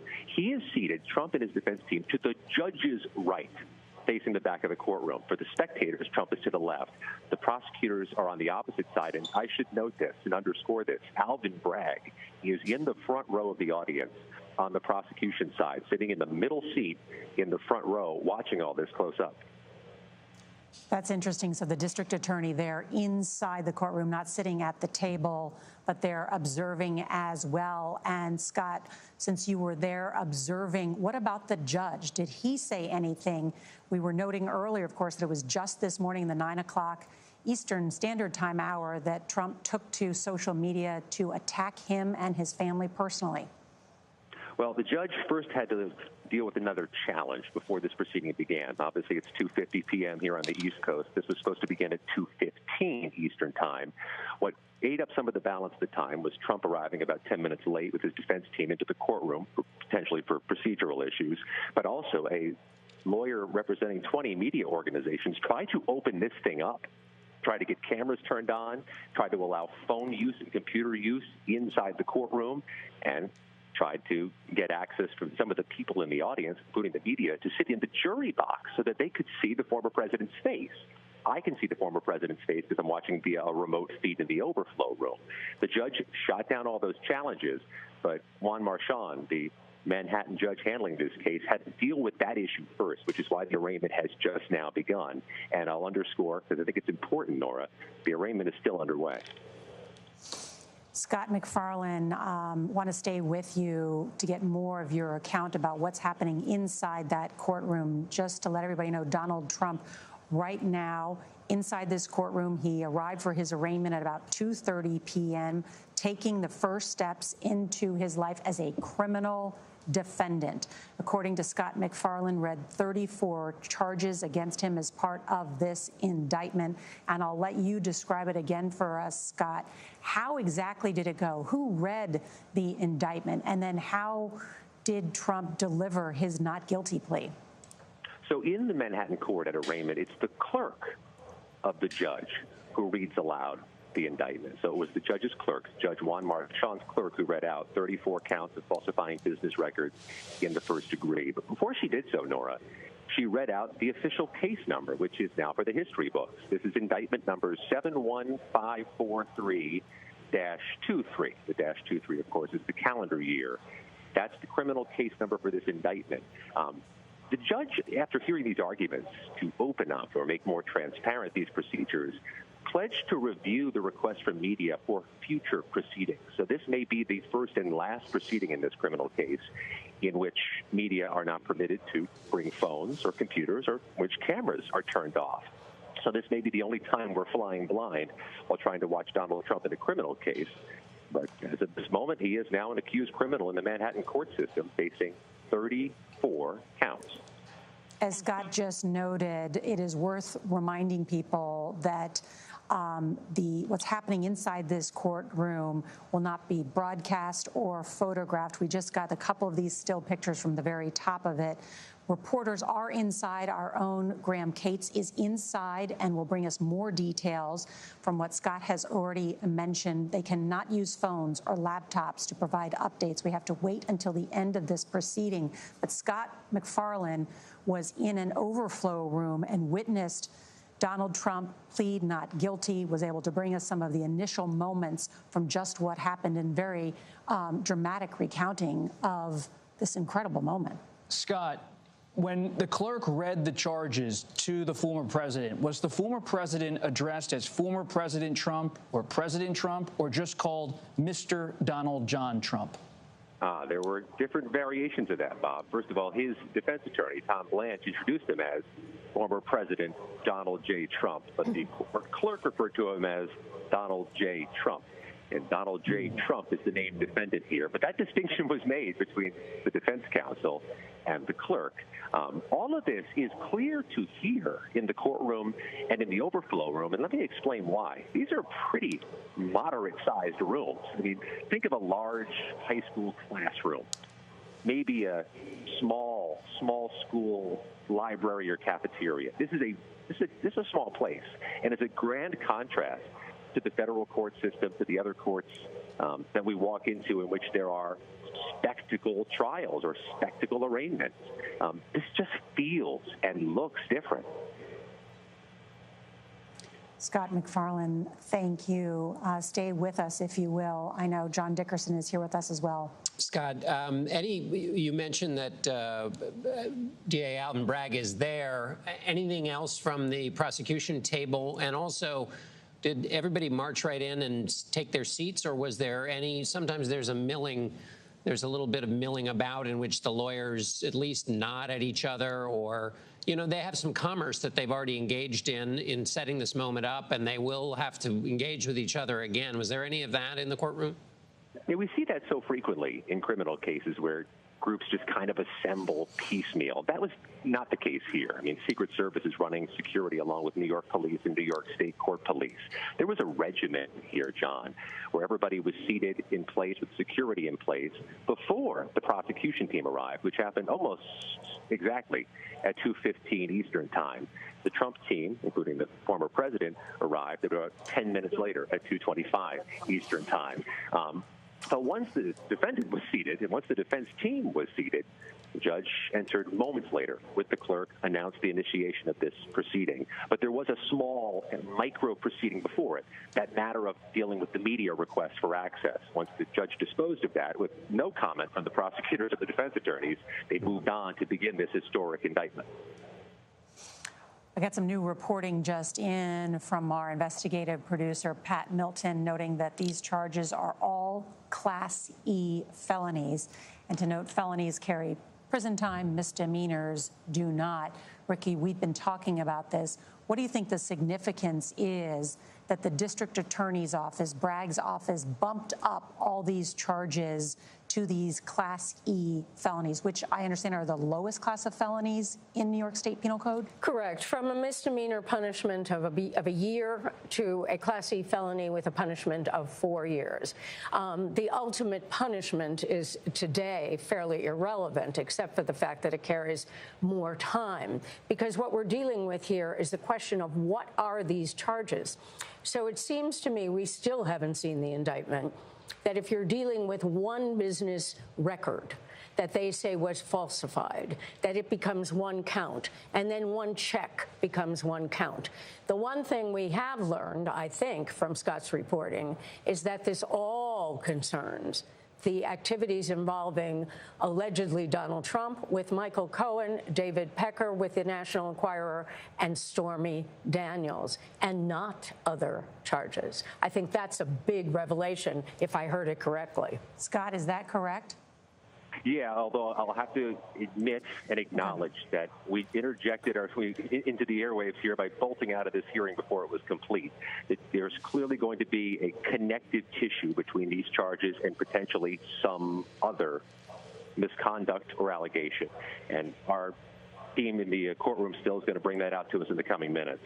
But we know the top line here. The top line is 34 counts. And the news of the hour is Donald Trump pleaded not guilty. Scott, thank you. I want to bring in Jerry Goldfeder, who's been listening along and is an election and campaign finance lawyer. And Jerry, your reaction to what we've just heard. Well, it sounds like the campaign finance violations enabled Alvin Bragg to bump up the false business records charge to a felony. We haven't seen the indictment just yet, but that's what it sounds like. And I'm curious to ask Scott whether or not the judge has made set any deadlines for motions, motion to dismiss the indictment, motion to change venue, that kind of thing. I'm glad you asked, because it allows me to say that this proceeding is still underway. That is likely the order of business underway, if not now, quite soon. And also, what we have from our reporting at this point is a floor, not necessarily a ceiling. We know there are 34 charges or 34 counts of falsifying business records. It does not mean that this proceeding is over, and the rest of our CBS News team could be reporting out more allegations against the former president, potentially more charges. I just don't want to close the door on there being more added as this day goes along. It's an excellent point. Scott, are you allowed to, I know you just left that overflow room to bring us this breaking news, are you allowed to go back in? I'm going to make it happen, Nora. Pressure's on. All right, Scott, well, why don't we are hanging on every detail that you have been reporting. So why don't you head back inside so that we can answer some of those questions, because we've got a multitude of questions about what comes next. We should also note that in addition to other reporters, our own CBS News' Graham Cates is inside the courtroom with the district attorney, with Donald Trump, with his legal team, and is taking copious and meticulous notes that he will bring to us once that proceeding is over, so we can answer some of the questions that we have, and certainly those that are watching have, about what is next, dates ahead, the specifics of the indictment that we don't yet know. I can give you some factors, Nora, about the procedure. The district attorney's office, now by law, must turn over all discovery within 15 days. And what that means is grand jury's witness statements, any statement a witness made, any investigation, any physical evidence must be turned over. So the DA's office had to be ready at the time of the indictment to be able to turn that over. Then, as a result of the defense receiving all of this material, they will then usually have 30 to 45 days in order to be able to respond to that, and they could ask for an extension.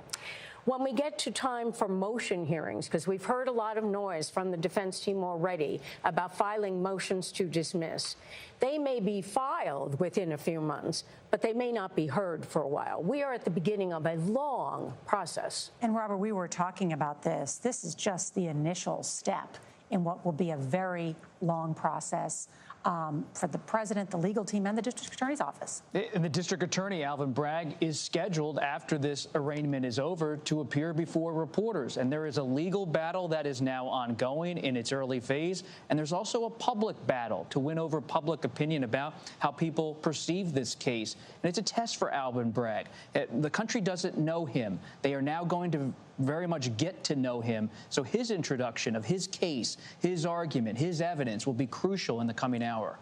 And as Ricky talks about the timeline, I started to think about there's the Georgia case in Donald Trump's efforts to try to get in the way of the election that's going on in Georgia, and then, of course, the special counsel's work.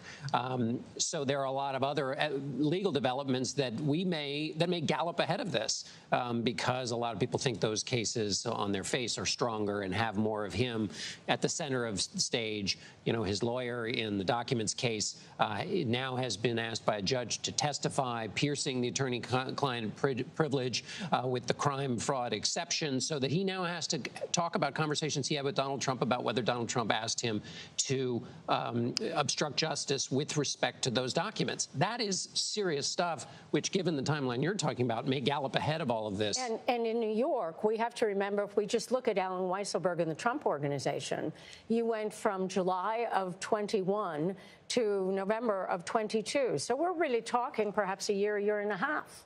But go ahead, Jeff. Aren't we assuming the former president, he considers himself a fighter, we're assuming that he's going to want to fight this? Perhaps there is another way for them to handle this case, given the other cases that are sitting out there that could potentially lead to more legal jeopardy. You're talking about a plea deal. Yeah.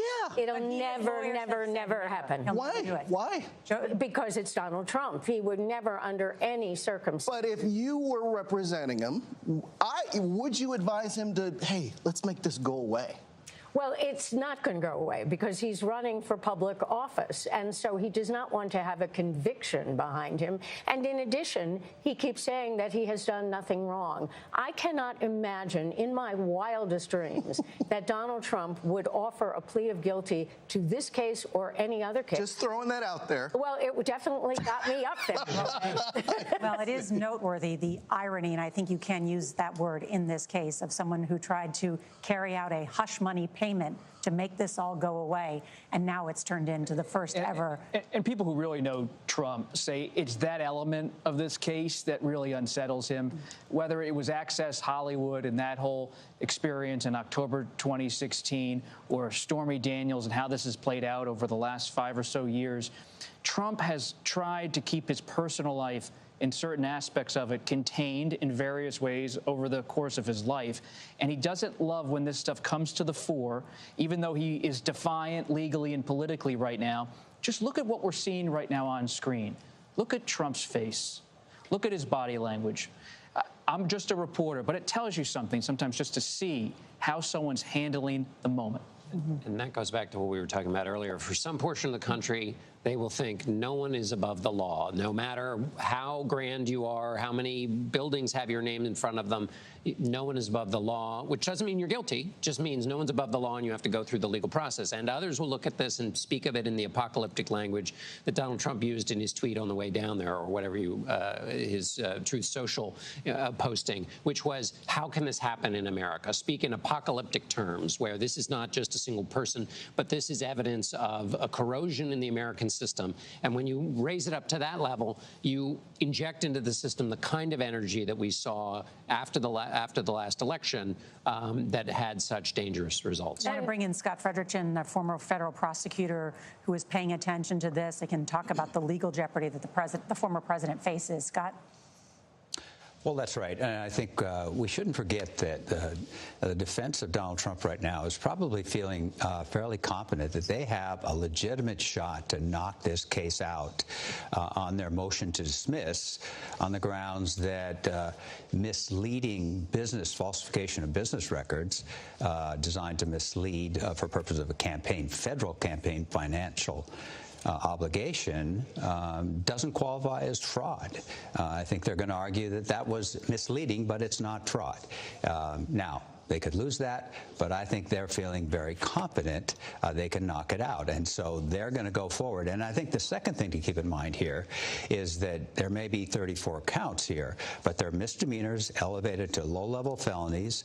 Highly, highly unlikely that even if convicted on all 34 counts that the former president would ever see any jail time. So there's no real motivation for the president to do anything but to do his very best to knock this case out. The breaking news at this hour, Donald Trump himself pleading not guilty to 34 counts of falsifying business records in the first degree. Our own Scott McFarland was inside an overflow room, the first to report that it was Donald Trump himself who said in a loud voice, not guilty. Scott McFarland also reporting that the district attorney, Alvin Bragg, inside the courtroom, sitting in the front row. We're still waiting more details about what comes next. Ricky? One of the things that we have to remember, and I always repeat myself, but I think it's worth repeating, that in a court of law, Donald Trump is entitled, as any other citizen, to the presumption of innocence. That is not true in the court of public opinion. There's no such thing as the presumption of innocence out there in the other world. So it brings us back to John Dickerson's point that we have both the legal world and the political world, which I say are colliding here. So Donald Trump can go forward with all of the protections in court, and he will go forward with his lawyers and contest the law of this case. The law of this case is going to be really the big question, because if it gets to a Manhattan jury, I think we know what the probability of a guilty verdict might be. Because Manhattanites tend to be more Democratic in their political affiliation? Correct. And there has certainly been enough noise against Donald Trump in recent times in Manhattan.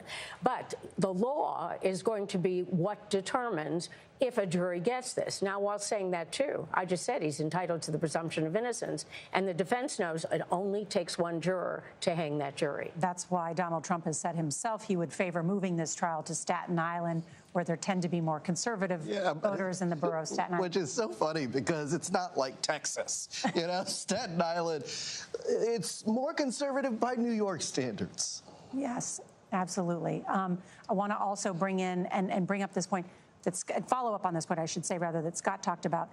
Why and under what basis can Donald Trump's attorneys make the case to quickly dismiss these charges? What legal standing do they have? Well, they always have the right to file a motion to dismiss about the law. They also have another right that is peculiar to New York, and it's called a Clayton motion. And what a Clayton motion is that you say it is in the interest of justice, regardless of the merits of the case, to dismiss this case. So they have two ways to go about it. One other part of the motion to dismiss that we know, according to Donald Trump's lawyer, Joe Tacopina, that they're looking at is not only do they believe that there is not a law that prevents this case, that allows this case to go forward, and that this is a misreading of the law, but they also claim that there's a statute of limitations issue. All of these are ethical and proper motions for a defense lawyer to make. Whether or not they're going to be granted is way down the road. And if they're not, it's going to a trial. Because, Jeff, I know you were provoking, but there is never going to be a plea. And just to build on Ricky's points, when I was talking in the last 24 hours to Trump's attorneys, they say they're going to make a case in the dismissal motion that Trump is being selectively prosecuted in this case, that because he's a former president, a Republican, that he is being prosecuted for that reason. So that is going to be at least part of the argument they are making as they try to dismiss this relatively quickly in the coming weeks. Just want to note now, Donald Trump has been inside that courtroom for about 40 minutes now. He entered at about 2:30 Eastern time. According to our own Scott McFarland, who witnessed the proceedings inside from an overflow room, the Manhattan prosecutors accused Donald Trump of trying to cover up a potential sex scandal during the 2016 presidential campaign with hush money payments. They were bumped up, these charges, to Class E felonies, meaning that this conduct essentially was intended to conceal another underlying crime. This now opens Trump up to not only be the first president or former president indicted, but now to face criminal charges. We are awaiting many more details from what's happening inside this courtroom, as no doubt his attorneys are trying to move to dismiss this case. Dates set, more particular specifics about the indictment that we still don't know. All we know, according to Scott McFarland, was that was Donald Trump himself who said in a loud voice, not guilty. And as Ricky so eloquently explained, this is going to take a lot of time. We're looking at weeks and months ahead. And politically, John, I'm so curious how this is going to play out as you have an ongoing Republican presidential race. What's coming up this summer? Debates, primary debates. Then you're going to have major election nights next year in 2024. And so you're going to have an ongoing potential trial while someone runs for the presidency of the United States and could even be convicted of a crime down the line and serve in the American presidency. And not just in this case. The E. Jean Carroll case is, I think, being heard next week, where Joe Tacopina is defending him against a charge of rape. A civil case. Then there is the January 6th case. There is the documents, the classified documents found at Mar-a-Lago, the Georgia case. What's the timeline on those other cases? Well, I thought the Georgia case, the judge who ruled about whether the information could be released to the public said, I don't want to do that until there is an indictment, because there were indictments that were expected to come as a result of that. But of course, there was the special grand jury that met, and then they had to impanel another regular grand jury. So, but haven't done that yet in Georgia. Fani Willis has not made a decision on whether she's going to convene a regular grand jury to issue criminal indictments in Georgia. Here's the one clue we have about the special counsel. What is he doing? Actions always speak. He keeps compelling everyone at the highest level to testify as soon as possible. This special counsel, Jack Smith, keeps going before the judge and says, I don't care about the privilege argument. Bring him in. We need this testimony. That's a sign he wants to move quickly. And in that special counsel's case, what were the new developments just this morning happening in Washington? In the January 6th investigation led by the special counsel and the prosecution keeps gaining ground in terms of bringing in people like Mark Meadows, the former White House chief of staff, John Ratcliffe, the former director of national intelligence, Robert O'Brien, the former national security advisor.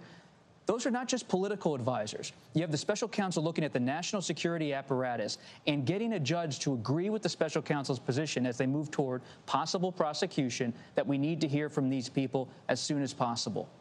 I want to go now to Scott McFarlane, who witnessed the first part of this hearing that Donald Trump inside this courtroom where criminal charges were read against him. Scott, recap what you saw inside. Let's underscore the significance of the fact that a former president of the United States now has an official case number in the criminal court system. He is case number 71543-23, according to the Manhattan court system. That's his indictment number. The clerk of the judge, Judge Juan Marchand, read out this indictment, that it was 34 counts of falsifying business records in the first degree. Immediately, Donald Trump was asked how he pleads to that charge. Now, as is past practice in this courthouse, a defense attorney could do that, or the defendant could do that. Donald Trump chose to do that, said not guilty. This proceeding has so much more to unfold still. There are going to be some references we expect to whatever connection the falsified business records might have to other alleged misconduct by the former president. There may be a request for a gag order in this case. And I'll note, it's been nearly an hour now. Donald Trump's been in that courtroom. We'll find out likely soon whether such a motion was made. They're also going to have to get some scheduling matters taken care of. When does this happen next? When does Donald Trump return here, if he has to return for a next proceeding in this case? But a lot of what started off this set of proceedings today, back and forth between an attorney for 20 media organizations and the judge about opening this thing up to cameras, to cell phones in the courtroom, to laptops in the courtroom, to moving media members to different spots in the courtroom so they get a better look at Donald Trump's face. All of those requests were rejected for now. But Nora, the judge in this case here in Manhattan, says he might revisit those rulings the next time they convene in this criminal case. How did Donald Trump appear to you? It was noteworthy that he walked in slowly, sat with nothing in his hands. So often when you go watch a criminal case in person, Nora, the defendant's got a pen and paper. The defense has something to make note of what's happening on this day, this most important day of his or her life. Donald Trump had nothing in his hands. They were folded in his lap.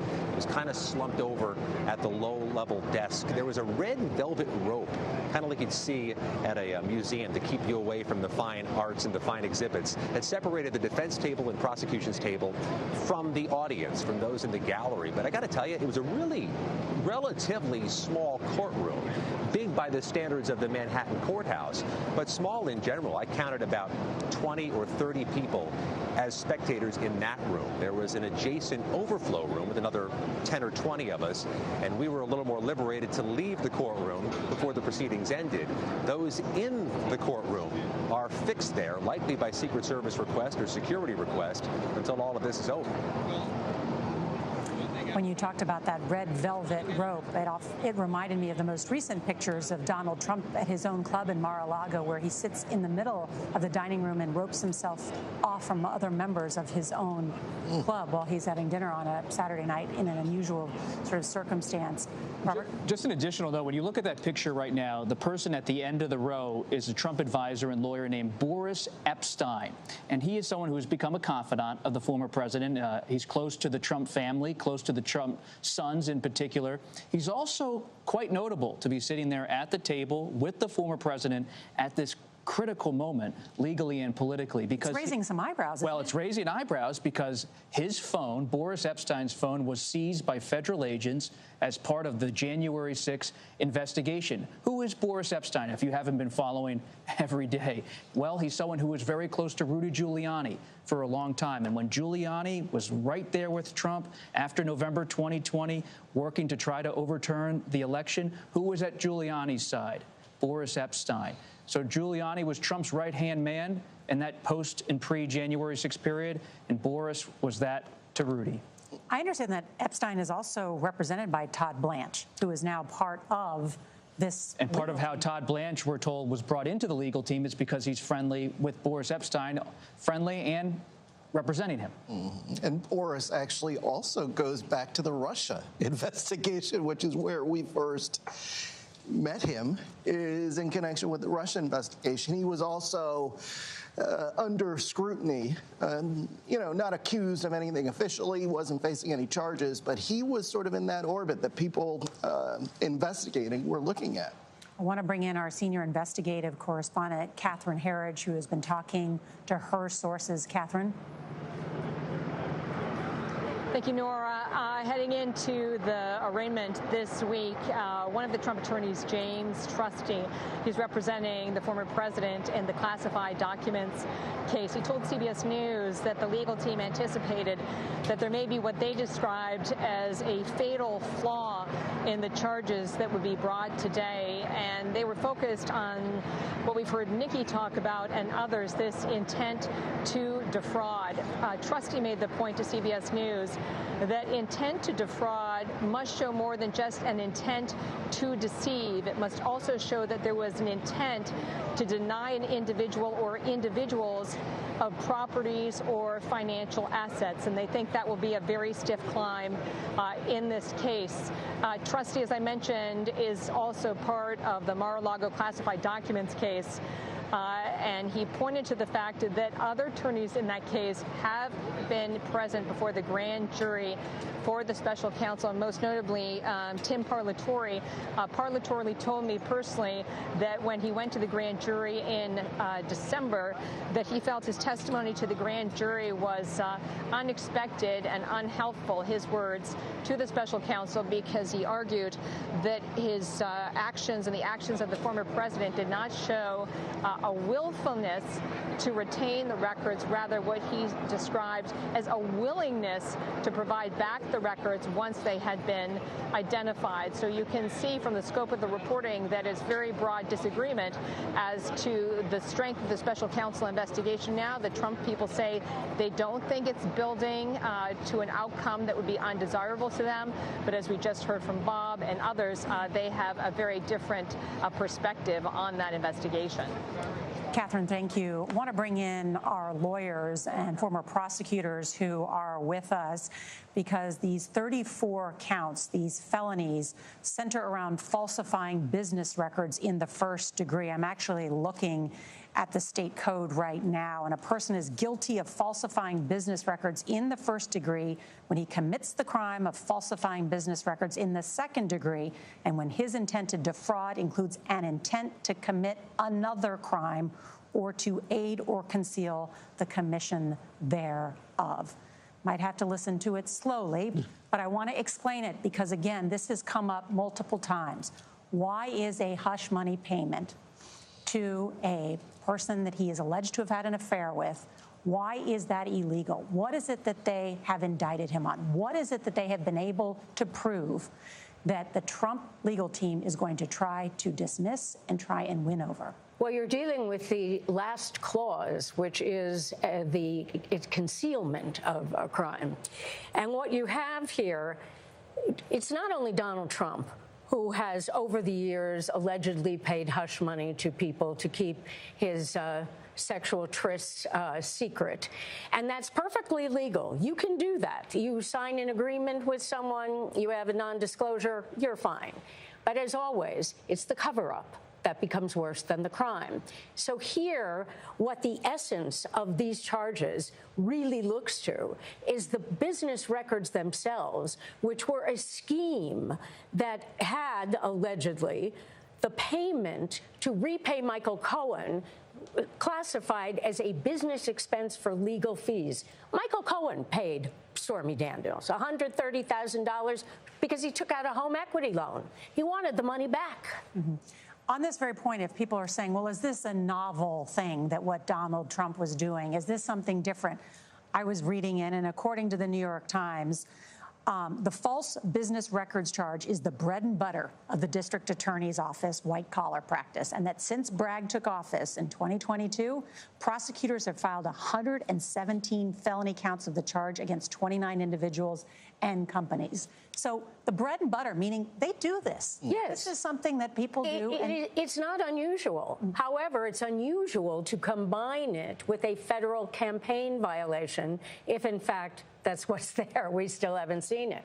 And that's what makes it the felony charge. Correct. Want to bring in Jerry on that point, because explain for viewers the legal charge, the legal basis behind what they're bringing against Donald Trump. Well, if we're right in trying to analyze this indictment, which we haven't seen, the payment to Stormy Daniels, if it was done in furtherance of the campaign to quiet her down, to make sure that she didn't speak so it didn't harm his campaign, that really is can be characterized as an in-kind contribution to his campaign, but he didn't report it as such. And not only that, but it wasn't in the true name of the source. Cohen paid the money, but Trump paid Cohen back. So you have those two election law violations, state election law violations.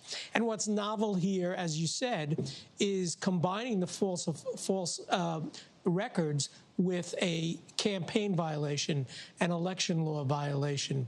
You know, I think Ricky is probably almost 100% right that he will fight this and never give in, never plea.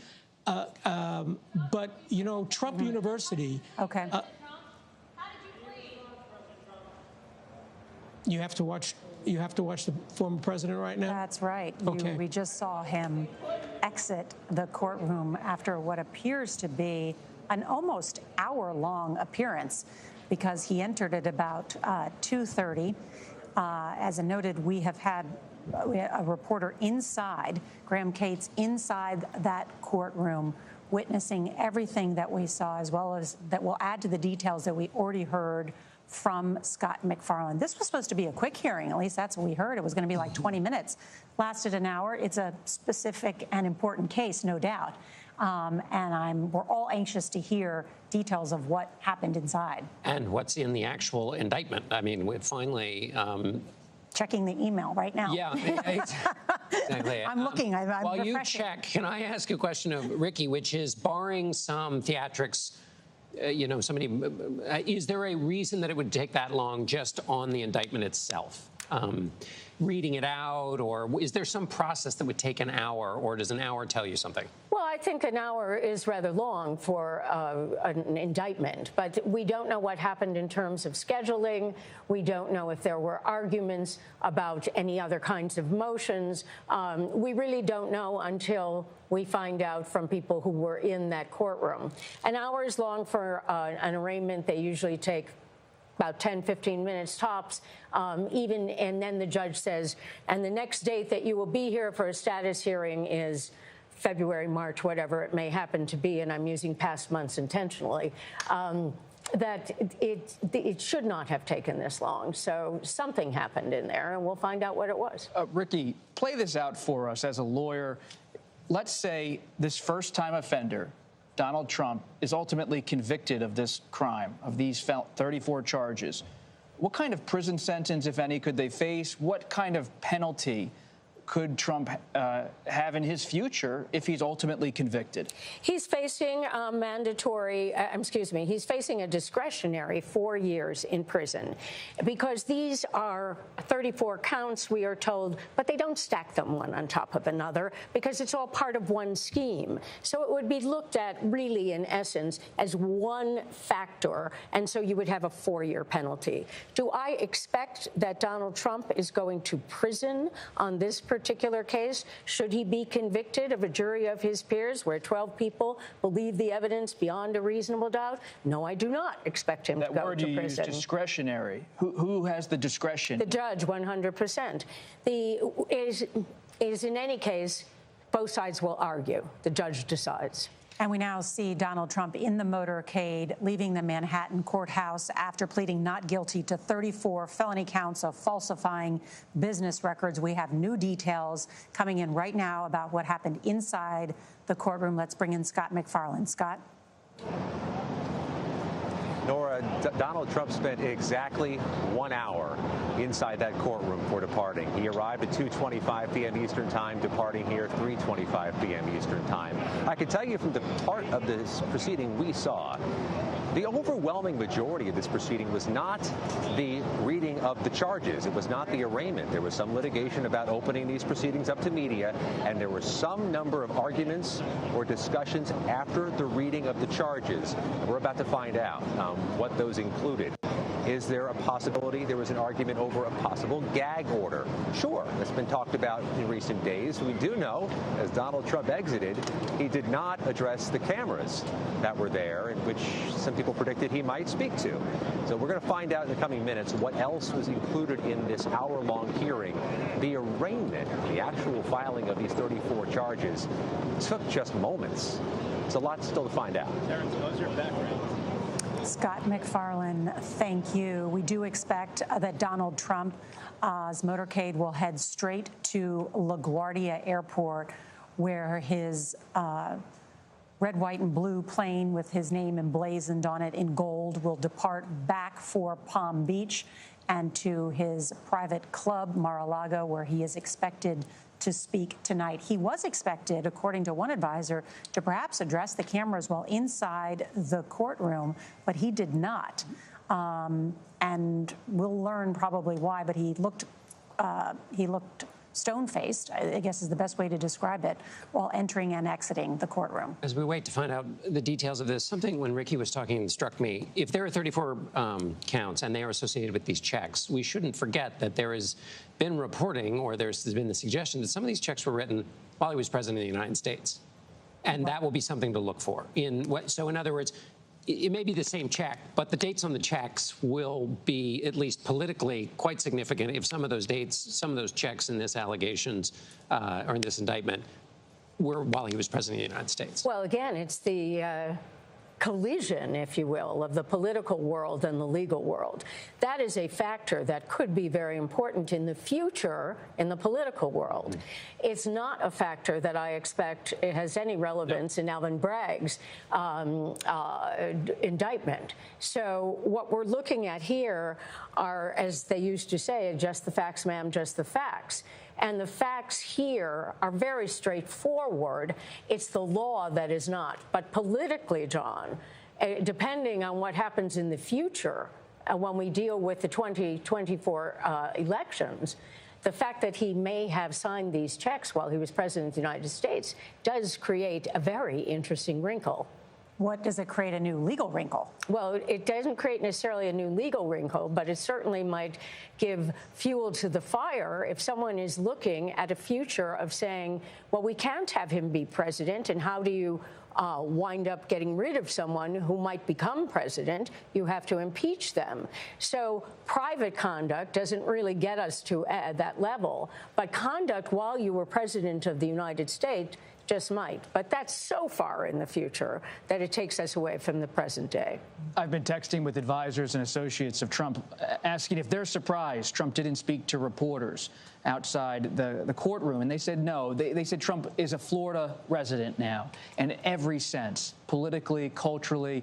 He doesn't like what New York has become for him, the experience of him being in New York, a fortified Trump Tower. He can't go to the 21 Club down the street anymore and have a bite to eat and be greeted by people in the streets. It's a different New York for Donald Trump, and he was given a bracing reminder of that today in Lower Manhattan. In fact, even when it's hot in the summer in Florida, Trump does not come back. He goes out to Bedford, New Jersey. Bedminster, New Jersey. Bedminster, New Jersey, different place than Bedford, New York, and spends his summers out there. He's going back to his plane, the Boeing 757 now, often parked at LaGuardia Airport. That has long been the place he flies in and out of. This campaign plane was shuttered for a long time, but it has been now put back on the campaign trail for Trump. He's been using it at recent rallies. He'll be flying back to Florida in that aircraft before he goes on to Mar-a-Lago. And I wonder, as they drive up Manhattan and through the city, if he's reminiscing a little bit. A lot of the buildings that he is passing used to have his name on them, and now those names have been taken down. So the city has changed a lot since he became president in terms of how it relates to Donald Trump. We've noted that Trump first faced criminal investigations in the 1970s. He has avoided criminal charges up until today as a former president of the United States. But while under investigation and while challenged throughout his life, Trump has used two main tactics: attack and delay. He has been on the attack since this morning. His sons are on the attack as they are personally going after the district attorney and the judge in this case. There will not be a gag order, we believe, in this case. It would be difficult to enforce, as Ricky Kleeman has noted. How does this play out? And who joins the attack? If you are, there's the 2024 candidates, but anybody engaged in public life, because this is an attack on the judicial system. You attack it for the purposes of undermining whatever finally happens to the president. So who chooses to join in that attack? And there's a cost to doing so, because you're basically saying this is an illegitimate proceeding. That's a very dangerous thing to say. And on the legal side, delay, delay, delay, which is always the defense point of view. The prosecutor wants to go forward quickly as possible. They want to get this done. And the defense always wants to delay, because delay always benefits every criminal defendant. You think back to Michael Cohen is at the center of this case, but when I was watching those images come in of Donald Trump sitting there in the courtroom, I was thinking not of Michael Cohen, but of Roy Cohn, Trump's longtime advisor, now passed, but someone who was of New York, of the legal community, highly controversial for his ethical decisions over the course of his career. I was thinking about Roger Stone. I mean, there was a combative advisor and lawyer almost always at Trump's side. He had a few of them today, but it's an entirely different context, a different stage of his life, running again for the presidency. And he's not now the man on page 6. He's a former president of the United States of America, coming back to Manhattan. And now launching another bid for the presidency, which you have noted will largely become part of his grievance campaign, as he will use that as a means to run for president. And who's watching this? Who's watching this in the Republican Party? Florida Governor Ron DeSantis, Governor Youngkin, maybe a rising member of the United States Senate, and wonder, is this a moment of political vulnerability, not just legal vulnerability? And what do you think? My reporting shows that every Republican who's ambitious is watching this and waiting. And they're waiting to see if the hammer ever drops from that mute figure in American life who has a lot of influence, Jack Smith, the special counsel. If that ever comes down on conspiracy to obstruct, conspiracy to try to overturn an election, those types of federal crimes, Republican strategists tell us behind the scenes, could be the opening, not New York, not Stormy Daniels, at least at this time. The indictment against Donald Trump has been unsealed, but it has still not been made public. We have had a reporter inside that courtroom. We are going to hear from him shortly. The indictment, what we do know is that the indictment said there was a scheme to pay people off that began in 2015, and Trump himself saying loudly, not guilty. We're also told that he answered a few other questions. More details just coming in. We will bring them to you as we know them. Let's talk about what's next for Donald Trump. He speaks tonight at Mar-a-Lago. What will the effect be of that? What does the former president hope to achieve? What do his political advisors say they want to happen? Behind the scenes, we're told that Trump is actively making fun of Florida Governor Ron DeSantis, because he's watching all this tape come in of DeSantis on the campaign trail. DeSantis hasn't announced anything, but moving closer to a bid. And Trump is telling his advisors, they're scared of me. They don't want to take me on. So what we expect to see in the speech tonight is for Trump to cast Alvin Bragg, the district attorney, in a negative light, but also be defiant and express confidence about his own presidential bid. And there we are watching the motorcade of Donald Trump make its way up, which looks like the FDR, on their way back to LaGuardia, where he will fly. We just have the indictment being handed to us. Let's bring in Scott McFarland. Scott. I'm joined here by Graham Cates, who was in the courtroom. I was in the overflow courtroom. You mentioned that Donald Trump spoke 6 times. What were the other 5 things he said besides not guilty? That's correct. The judge ran through with him some of his rights. He has the right to a different attorney if he wants to it. He also can waive his ability to appear at different hearings, either voluntarily, depending on some factors, or if the judge is unhappy with his behavior, essentially. And each time the judge gave one of these instructions, he asked former President Trump, do you understand? And Trump said, yes, or I do, yes, or I do. And this happened 5 times. And then the other time he spoke was when he said, not guilty. What's important to underscore here is that there was no gag order issued in this case. There were a lot of pieces of speculation that they may order the parties to be gagged on this because there's been such fiery rhetoric coming from the former president. No reference to a gag order, no proposed gag order?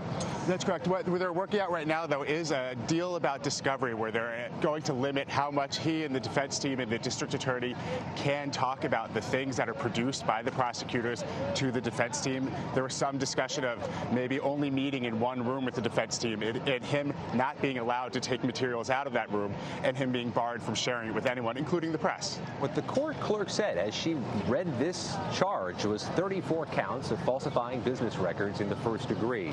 Later in the proceedings, there was also a reference from the state, from the district attorney, to a scheme.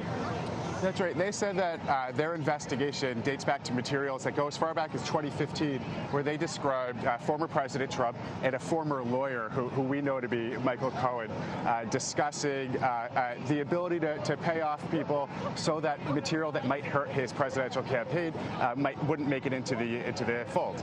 I would say this, Nora. This is such a humble building compared to the other courthouses across America, the federal courthouses, the Supreme Court. Kind of small, a little stuffy, a bit of a dank room. I noticed the former president smiled slightly when the press photographers were in the room for a few moments. Otherwise, kind of hunched over in his chair, somewhat expressionless, nothing in his hands, no pen, no paper, no note-taking. And it was his defense attorney, Tom Blanche, the newly hired defense attorney, who spoke for him. That's correct. Todd Blanche. So he was very serious. Donald Trump was very serious. He didn't make a lot of gestures. He whispered with his attorneys a little bit. But Blanche kind of said, we need to see this indictment. Now that it's finally unsealed, we need to study it and then figure out what our next steps are. Nora. Graham, I'm just looking at a press release from the Manhattan District Attorney's Office that is a statement of fact that the defendant, Donald J. Trump, repeatedly and fraudulently falsified New York business records to conceal criminal conduct that hid damaging information from the voting public during the 2016 presidential election. I want to walk through this with you.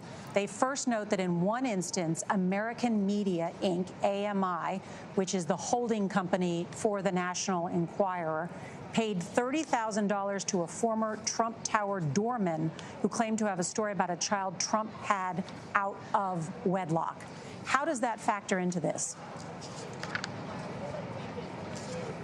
You know, in court, they didn't describe one by one what the different allegations were, other than to lay out this timeline that I think went back further than we expected.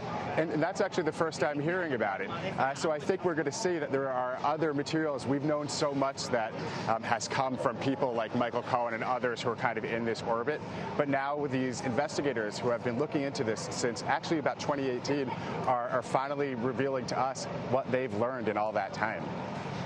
And Graham, correct, there was no gag order issued by the judge, but there was a warning about social media posts. That's correct. You know, he asked both the defense attorneys and the prosecutors to talk to the defendant former President Donald Trump and their witnesses about making any comments that he said could incite violence or unrest. And he gave a few different instructions along those lines, saying you should really tell your client not to make social media posts that might incite violence, not to say things that might incite violence. And this was after the prosecutors handed him a list of social media posts, they said, that they believed made this area around the courthouse one that needed even more securing than it would have been normally if a former president was coming around. What's more, this is the first, but it also might be the last proceeding in which the media is blocked. The permission to use cameras, the permission to use laptops or phones inside the courtroom. The judge said he'd consider opening it up for future proceedings. So this might be a one-of-a-kind moment where everything's happening behind closed doors and a closed curtain. Graham, I want to also continue to read from this press release from the Manhattan District Attorney's Office about this concealing criminal conduct from the public during the 26th presidential election. The first instance that I mentioned, according to this press release, that AMI paid $30,000 to a former Trump Tower doorman who said they had information about a child that Trump had out of wedlock. In a second instance, according to the press release, AMI paid $150,000 to a woman who alleged she had a sexual relationship with Trump. And when Trump explicitly directed a lawyer who then worked for the Trump organization to reimburse AMI in cash, the special counsel indicated to Trump that the payment should be made via a shell company and not by cash. What does this tell us in terms of what you heard in that courtroom? That was really important. You know, it's not about the payments themselves. It's about the falsification of business records. So the attempt to cover up, allegedly, who the payment came from and who the payment was to. And again, they stressed that this was, according to them, done so that it would make his campaign one that where this wasn't causing stumbles and it wasn't becoming a bigger issue for him, all of these different instances. Let's bring in former Manhattan District Attorney Cy Vance, who first opened the investigation into former President Donald Trump in 2018, but left office before those charges were filed. This is his first interview since the indictment has been unsealed. Mr. Vance, thank you for joining us. First, since you have knowledge of much of the information against Donald Trump, your reaction to these 34 felony counts? Well, first, Nora, my reaction is to the proceedings themselves. I think your excellent panel has all talked about the sobering nature of the proceeding. And I think, first of all, we should all take heart in the fact that the proceedings went off in an organized, calm, and deliberative manner. I think many thought that when this arraignment would take place, it would precipitate violence outside the courtroom or near the district attorney's office. And at least as of this point, that has not happened, and that is good. I think it is a harbinger of how Judge Merchan is going to want to run this case. He's going to want to keep it on a tight schedule. He's going to want to control the conduct of the party so that they do not have this proceeding go off track. And I think, as should be the case, I have hope that this will proceed in a way where the public will find out the relevant information at the trial and a judgment will be rendered at the appropriate time by a Manhattan jury.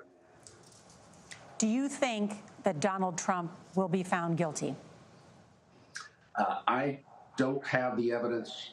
I've gone through the indictment very quickly, and so that would be premature and I think inappropriate for me to answer that question, not knowing so many of the facts that are particularly known by the Manhattan District Attorney's Office. I will say that they've spent a lot of time on this, and I think they have obviously believed that they put together a solid case, or they wouldn't have brought it. But the actual merits in a case like this go through a lot of checkpoints where facts need to be proved, theories need to be tested, and your excellent panelists have discussed many of those factors that are going to unfold in the coming months. Mr. Vance, I know that you originally greenlit this investigation. You brought on Mark Pomerantz, who's written a book about this, but ultimately you left office before any charges were brought, an indictment, and it took Alvin Bragg to move this forward. What happened in that time? Why was Alvin Bragg able to bring an indictment that you were not? What pieces of the investigative puzzle were added, do you believe? Well, first of all, Nora, I think there's a slightly more nuanced background. We did indict in the summer of 2021 the Trump Organization in 17 counts for a broad tax fraud conspiracy, along with its chief financial officer, Alan Weisselberg. We first started down this road in probably 2017 neighborhood, and we're investigating when the federal government commenced its investigation into the hush money payments, and that the office asked our office to stand down on our investigation. And I said yes. I thought it was appropriate out of my respect for the U.S. Attorney's Office and their experience. But I was surprised when, after Michael Cohen pled guilty, that the case seemed to have been dropped by the federal government. We had turned our attention onto financial investigations of the Trump Organization and former president. I can say that without breaching confidence because I was sued by the president and the office, and in that lawsuit in federal court, he attached a copy of our grand jury subpoena, which typically is something that cannot be revealed unless you're the person receiving it. So for the next period of time, we were investigating financial matters as outlined in the grand jury subpoena. But what happened, of course, Nora, is COVID. And COVID was obviously very impactful on our ability to get a grand jury, to compel evidence, to compel production of documents. And we and New York City and all over the country, we were really unable to move in using the traditional investigative techniques during that long time period. But we continued to press ahead, and actually in that time period, that other year and a half, went to the Supreme Court twice, through 2 district courts, through 2 separate panels of courts of appeal, and a full hearing before the Supreme Court.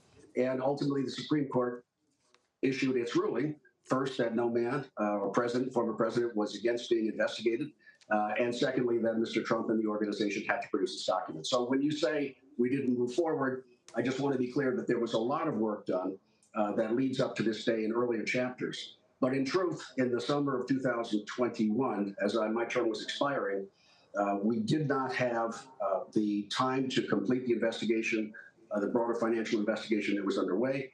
And ultimately, whatever decisions I made about going forward or not, I understood it was going to be the new district attorney's decision on what to focus on. And you see, since he came in office, this has been his focus. And Mr. Vance, thank you very much for that clarification.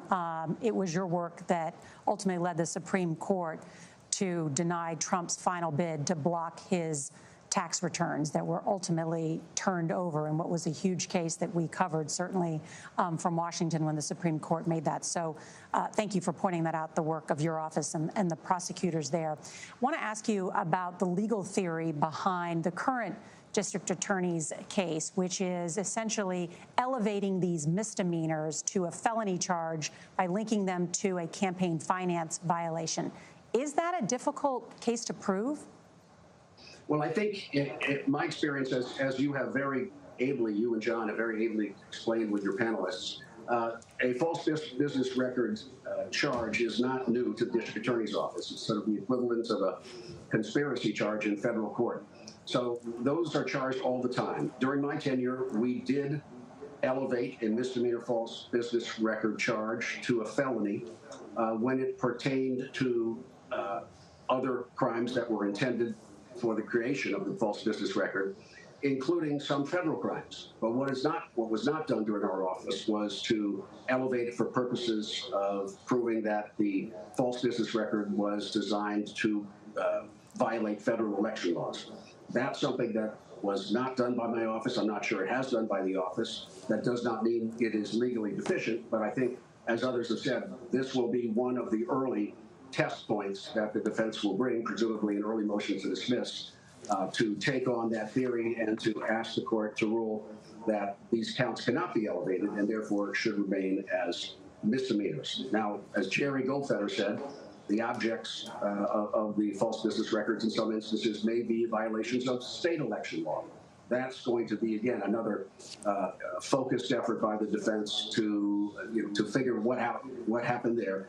At the end of the day, Judge Merchan is going to, I think, early on, or within a reasonable period of time, issue legal rulings on these fundamental preliminary law issues, and I think that's where we'll see the first efforts of the defense. Thank you, Mr. Vance. And John Dickerson is here as well. My question, Mr. Vance, hi, is in what we have before us, it talks about how the defendant, Donald J. Trump, orchestrated a scheme from August 2015 to December 2017. And before we've had this information, we've mostly been talking about the hush money payments to Stormy Daniels. What appears to be the case here, and my question to you is this a narrative technique or is this a legal argument, which is essentially, it seems to be arguing that Donald Trump started a conspiracy in 2015 that was this entire catch and kill, and that the entire catch and kill idea was a campaign violation, that it was orchestrated from its... Yeah, go ahead. I apologize for interrupting you. I obviously haven't had time, nor have you, to scrutinize the indictment. In my quick pass-through, I didn't see a conspiracy count. Maybe there is one. And if there is, please tell me. But you're talking about essentially sort of what we call a speaking indictment, which is an indictment that provides just more than bare-bone facts, but that also provides some explanation of the underlying conduct, which is used as a public document to explain to the public the underlying bases for the charges. What I principally saw was false business record counts. And it looks like there are several different time periods involving different people where it was done, one with the doorman, one perhaps with Karen McDougal, and another one with Stormy Daniels. That's what I see as the gravamen of the charges. But it is a story, and it's just cases are tried as stories. And I think the story that will be put forth here is a multiple-year conspiracy to violate state and election laws by manipulating the internal books, ledgers, checks of the company. Michael Cohen's potential testimony, how would it factor into this case in the coming months?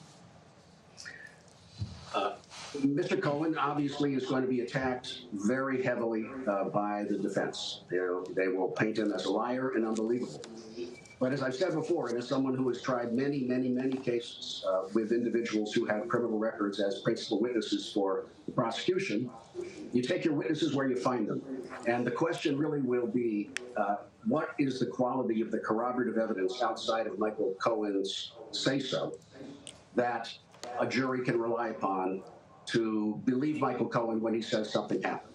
So the quality of the corroborative evidence will be key. Now, if we have false ledgers and checks and the like, and Mr. Cohen can tie those tightly with his behavior, that will in some sense bolster Mr. Cohen's credibility, even though it will be heavily attacked. And finally and foremost, he worked for Donald Trump. And so while one can say whatever you want to say, there was a proximity between himself and Mr. Trump and a closeness, which I think will be a factor the jury will consider as it looks at Mr. Trump's credibility. Mr. Cohen's credibility. Former Manhattan District Attorney Cyrus Vance Jr. Mr. Vance, thank you so much. We appreciate it. Thank you so much. And we want to show you what is a shot of a press conference where we are expected to hear from the current Manhattan District Attorney, Alvin Bragg, who will speak shortly about this historic indictment. Want to bring back in Scott McFarlane and Graham Cates, and I understand dates were decided on for the next hearings and even a trial. What can you tell us? Yeah, Nora, the next court date, the next court proceeding scheduled in this criminal case is for December 2023 with a tentative trial date of January 2024. But to put it charitably and mildly, all of that is subject to change. Everything remarkably fluid at this stage. But I also want to bring in Graham for this. There was a reference during the proceedings to that social media post Trump made showing himself with a bat and the district attorney, Alvin Bragg. Why did that come up? The prosecutors put forward to the judge a set of documents that they said was a printout of several social media posts that former President Trump had made. They specifically highlighted the one with the baseball bat, and then they said that they were seriously concerned about public statements threatening our office, the court, and the city of New York. And they said that some of the statements directly addressed the grand jury and intimidated witnesses, and they asked the judge to address that. Now, Trump's attorney, Todd Blanche, said it is true that Trump was responding forcefully, he said, but he said this was because witnesses who had spoken out about appearing before the grand jury, and even he said the DA's own leaks, which they kept referring to, had pushed Trump into a place where he felt he had to respond aggressively. Now, I want to point out that on this, the judge, Juan Marchand, actually did speak about this, and he said it didn't look like to him like this was just responding to that, but that he thought that some of this rhetoric was too much. But he said he wasn't issuing a gag order at this point anyway. And I'll note, no gag order issued, which means that will not impact the former president's expected remarks tonight in Florida. There was one thing about the gag order, which is that the judge said one of the reasons he's not doing it is because this is a presidential candidate and he's aware of the First Amendment considerations in attempting to limit the speech of someone who is running for president. Nora? From Graham Cates and Scott McFarland, who witnessed this historic hearing today. Thank you.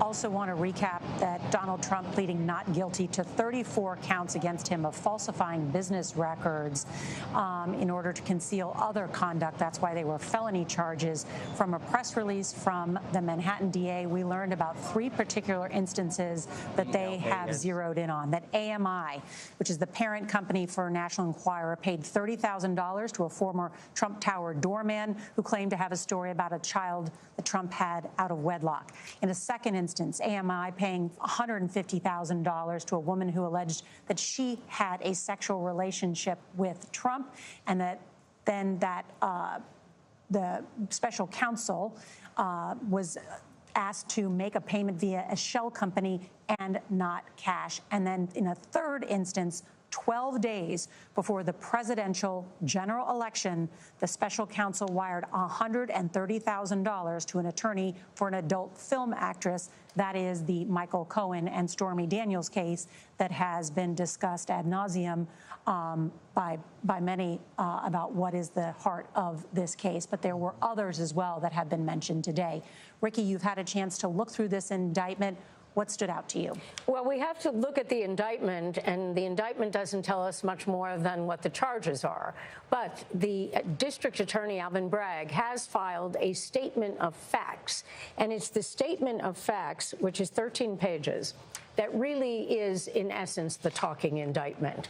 It becomes a substitute. And what we learned, or at least what I learned in my quick read, is that the story that has to do with Stormy Daniels, the story that has to do with Karen McDougal, 2 women who had sexual relationships with Donald Trump, a story involving a woman and a doorman about her story. None of this is new for those of us who have followed Donald Trump's activities.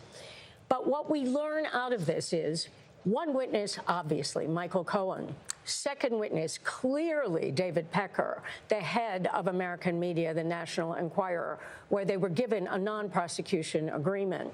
But very interesting to me is when we get down to about paragraph 26, we have the Trump Organization CFO, and then we get to the controller, and then we get from Trump Organization, and then we even get to the accounts payable supervisor. So my assumption... What does that mean to you? What it means to me is that these people have testified before the grand jury or have given statements to the district attorney's office, and these are going to be the witnesses. So the real wild card here is, where is Alan Weisselberg right now? Alan Weisselberg is in Rikers Island. He is serving a prison sentence. He's the CFO, the former CFO. He is this former CFO, and he is clearly, on this statement of facts, a linchpin in creating this so-called scheme of the falsification of the business records. He's critical. That is the missing piece of the puzzle in many ways that we were waiting. What brought them to this very moment? I do want to bring in now, because we have just heard from, as we watch Trump boarding his plane back, we'll split screen this now, because we've just heard from Trump's attorneys, Joe Tacopina, and for the first time, Todd Blanche. Let's listen. There's not really any surprises. I know there was a lot of talk over the past several weeks and the past several days about what's going to be in this indictment and what's going to be there that we don't know. There must be something besides what we've been talking about for the past 4 or 5 years. There's nothing. The indictment itself is boilerplate. It doesn't allege any federal crime, any state crime that's been violated. It doesn't allege what the false statement is. And it's really disappointing. It's sad, and we're going to fight it. Can you tell us what Mr. Trump's reaction was? Were you surprised by anything in the indictment? No. How about you, Joe? Were you surprised? I was surprised there were no facts in there. I mean, normally in an indictment you have alleged facts. So they said that this was a false business record entry to aid and abet another crime without saying what the other crime. Can you tell us what Mr. Trump's reaction was when he saw the charges against him? When you say what his reaction was, what do you expect his reaction is? I mean, his reaction is exactly what would happen if it happened to anybody that I'm looking at now or anybody that's hearing what you're saying. He's frustrated, he's upset, but I'll tell you what, he's motivated. And it's not going to stop him. It's not going to slow him down. And it's exactly what he expected. And so to that extent, there's no surprise. But he's also upset and frustrated and disappointed and mad. This happened. What about the warnings against his rhetoric on Twitter? What was the former president's reaction? It was not a warning. What do you mean? From the judge, talking about the threats to the Manhattan DA. The district attorney made a statement addressing what they perceived to be, I'm not sure what the words they used, inappropriate rhetoric of some sort. Obviously, we responded, and the judge just took it in. The judge didn't warn. He asked the parties to consider what they're saying and not saying. Guys, he did not admonish the president, and that's important. He request that the president not use language that would incite violence or civil unrest. He did not request that the president not use language. He requested that everybody involved refrain from using language that's inappropriate. And by the way, that includes the witnesses for the people who are talking just as much as the president. The former president swinging a baseball bat at the head of the Manhattan DA. Well, I don't know where you got that, because if that was a tweet sent out by the former president. No, it wasn't. And first of all, that picture was not him swinging a baseball bat. I mean, if you want to distort the facts, go right ahead. I want to address that. Yes, it is. He wasn't swinging a baseball bat at anyone's head. That was a picture of him showing off an American-made bat. Someone else put a picture of the district attorney next to him, and in an article posted that. That's not. Will Mr. Trump commit to not using language that incites? Guys, here's what we're going to talk about today. Here's what we're going to talk about today. We're going to talk about the insufficiency of this case. And I will say this to you. Today's unsealing of this indictment shows that the rule of law died in this country. Because while everyone is not above the law, no one's below it either. And if this man's name was not Donald J. Trump, there is no scenario we'd all be here today. Please understand that based on these charges. What are we going to hear from him tonight when he speaks? When? Tonight. Yeah, 8 o'clock. What are we going to hear from him? I don't know. You'll hear it. The prosecution wanted a trial date for January. Did you think that was realistic? No. Can you guys talk about, there's a lot of speculation about the unity among the defense attorneys. Look at this. Look at us. Is that why you chose to do this? To come out together? No, we chose to come out together so we could speak with one voice, but there is no disunity here. That's gossip and it's nonsense. We've been working together and we will be working together. And this, to me, quite frankly, is the best team I've ever worked with lawyers. I'm honored to be working with these guys. It's a family, it's a team, and we have one mission, and we'll achieve that. What's your next move? What's your next move? My mom wants to know. I'm going to go home and have some food. Are you going to appeal the charges? Are you going to appeal the charges? When do you start filing motions? I'm assuming one of the first things you're going to do. The judge set a motion schedule to dismiss. I assume that'll be something. The judge set a motion schedule that requires motion filed in 4 months. So that's the moment. This whole notion about how this is sort of like a novel or do you? It's not a notion. It's actually a fact. But talk about that. But like, there's nothing else to say except the district attorney. This office has existed for decades and decades, and you can find one if you like. You'll never see a charge like this ever. You understand? You understand this? Simple as this: a state prosecutor is prosecuting a federal election law violation that doesn't exist according to federal election law officials. It's as simple as that. That you could sum it all up like that. Will there be anything else in your motion? We haven't even come what about close. The prosecution is worried that the defendant could potentially post discovery on social media. Well, you commit that your client won't do that. That won't happen. More than us committing, he's committed. What have you said to your client about posting on social media? Have you given him? We're not having any discussion about what we told. What about the change of venue? Just answer this question about the change of venue. There's a lot of. It's premature. Right. So why is he talking about that?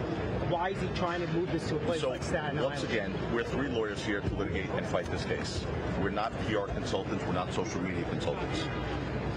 Donald Trump has made one hell of a brand and became president of the United States with his social media and posts and everything else, his messages. We are here to talk about the case and litigate the case. We can't address what he posts, what he wants to post, or it posts. But as his attorneys, have you told him to stop posting this rhetoric, these messages about the judge? We can't tell you what we've discussed. No, I understand, but are you concerned that he's continuing to go after the judge, talking about the judge's wife, talking about the family? I don't think the judge was concerned about it. Yeah, but any other defendant, wouldn't you be like... Any other defendant wouldn't be here today. He's not going after the judge. He is not going after the judge. He commented that he thought that there were some issues that may cause a conflict. That's not going after the judge. He's not threatening. He's going after the DA. Not going after the judge. Right, he's going after the DA. He has said that the DA, he is angry because the DA has brought a case that is unjustified. And so I'm not going to comment on it. You may disagree with the way he spoke. Can you talk about the process? Was he fingerprinted? Was there a mugshot? Was there a mugshot? Thank you. What about fingerprints? What is his message? Were you supporters gathered here? The 3 members of Trump's legal team addressing reporters and answering questions. If there was any thought that Joe Tacopina had been sidelined from the legal team, he made clear to show that he's not. Once again, displaying his pugnacious style, defending his client. But also we heard from Todd Blanche the first time, who has a record as a criminal defense attorney today, but as a well-known prosecutor, federal prosecutor in the SDNY. And he said Trump is motivated. This is not going to stop him. He's upset. He's frustrated, mad. Those were all adjectives he used. And you heard Donald Trump's legal team dismissing, almost mocking what was in this indictment. They called it boilerplate. You had 3 lawyers there that are now key members of Trump's legal team, at least on the New York case. Joe Tacopina, Todd Blanche, the new addition, and Susan Necheles. Then they are working together in that media scrum to start to preview what's to come in terms of motions to dismiss, arguing that this case should never have been brought, and pushing back against characterizations of what actually unfolded in that courtroom today. What struck you about the style of that presentation and the way they answered questions from the media scrum?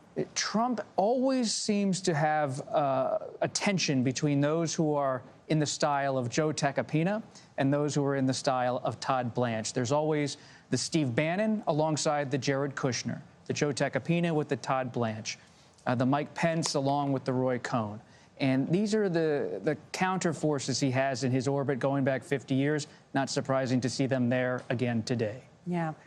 Ricky Kleeman is someone who has looked through and read through this entire indictment and then heard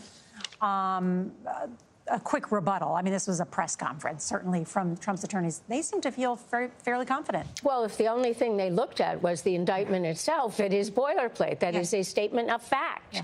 Yeah. What we learn comes... Because they haven't seen the documents in the discovery. Well, this capital S statement of capital F facts which is signed today by Alvin Bragg, appears to be a court filing the way it is written.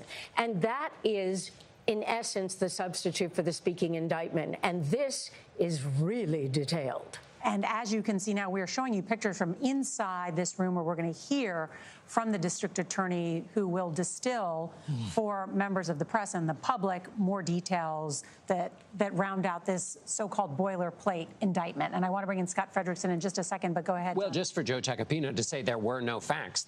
I mean, they may be wrong. They may be the DA's version of events, but there are facts, lots of them, that were outlined. So that's just not the case. Well, I don't know actually if they had them in their hand because it came slightly after the indictment itself. But it is filed. I mean, it's got its heading. It has the indictment head. And the reality is it's going to show us what is going to come. Good afternoon. And now let's hear from the Manhattan District Attorney, Alvin Bragg. Here today. Earlier this afternoon, Donald Trump was arraigned on a New York Supreme Court indictment returned by a Manhattan grand jury on 34 felony counts of falsifying business records in the first degree. Under New York state law, it is a felony to falsify business records with intent to defraud and an intent to conceal another crime. That is exactly what this case is about. 34 false statements made to cover up other crimes. These are felony crimes in New York State, no matter who you are. We cannot and will not normalize serious criminal conduct. The defendant repeatedly made false statements on New York business records. He also caused others to make false statements. The defendant claimed that he was paying Michael Cohen for legal services performed in 2017. This simply was not true. And it was a false statement that the defendant made month after month in 2017. April, May, June, and so on through the rest of the year. For 9 straight months, the defendant held documents in his hand containing this key lie, that he was paying Michael Cohen for legal services performed in 2017. And he personally signed checks for payments to Michael Cohen for each of these 9 months. In total, the grand jury found there were 34 documents with this critical false statement. Why did Donald Trump repeatedly make these false statements? The evidence will show that he did so to cover up crimes relating to the 2016 election. Donald Trump, executives at the publishing company American Media Incorporated, Mr. Cohen, and others agreed in 2015 to a catch and kill scheme. That is, a scheme to buy and suppress negative information to help Mr. Trump's chance of winning the election. As part of this scheme, Donald Trump and others made 3 payments to people who claimed to have negative information about Mr. Trump. To make these payments, they set up shell companies, and they made yet more false statements, including, for example, in AMI, American Media Incorporated's business records. One of the 3 people that they paid to keep quiet was a woman named Stormy Daniels. Less than 2 weeks before the presidential election, Michael Cohen wired $130,000 to Stormy Daniels' lawyer. That payment was to hide damaging information from the voting public. The participant scheme was illegal. The scheme violated New York election law, which makes it a crime to conspire to promote a candidacy by unlawful means. The $130,000 wire payment exceeded the federal campaign contribution cap, and the false statements in AMI's books violated New York law. That is why Mr. Trump made false statements about his payments to Mr. Cohen. He could not simply say that the payments were a reimbursement for Mr. Cohen's payments to Stormy Daniels. To do so, to make that true statement, would have been to admit a crime. So instead, Mr. Trump said that he was paying Mr. Cohen for fictitious legal services in 2017 to cover up actual crime committed the prior year. And in order to get Michael Cohen his money back, they planned one last false statement. In order to complete the scheme, they planned to mischaracterize the repayments to Mr. Cohen as income to the New York State tax authorities. The conduct I just described and that which was charged by the grand jury is felony criminal conduct in New York State. True and accurate business records are important everywhere, to be sure. They are all the more important in Manhattan, the financial center of the world. That is why we have a history in the Manhattan DA's office of vigorously enforcing white-collar crime. My office, including the talented prosecutors you saw at arraignment earlier today, has charged hundreds of felony falsifying business records. This charge, it can be said, is the bread and butter of our white-collar work. And fraud presents itself in all different forms here in Manhattan. We have charged falsifying business records for those who violated federal bank secrecy laws. We have charged falsifying business records for those who were seeking to cover up sex crimes. And we have brought this charge for those who committed tax violations. At its core, this case today is one with allegations like so many of our white-collar cases. Allegations that someone lied again and again to protect their interests and evade the laws to which we are all held accountable. As this office has done time and time again, we today uphold our solemn responsibility to ensure that everyone stands equal before the law. No amount of money and no amount of power changes that enduring American principle. I'll now take questions. So we're going to take a limited number of questions. There are no follow-up questions. One question per reporter. I will call on you. And again, we have limited time. Thank you. The first question will be Rick. Thank you. Rick, why now? I mean, some argue that this is a political move. You're not going to be a political person. The court dates are going to go into We conducted a thorough and rigorous investigation, as we're known to do, at the Manhattan District Attorney's Office.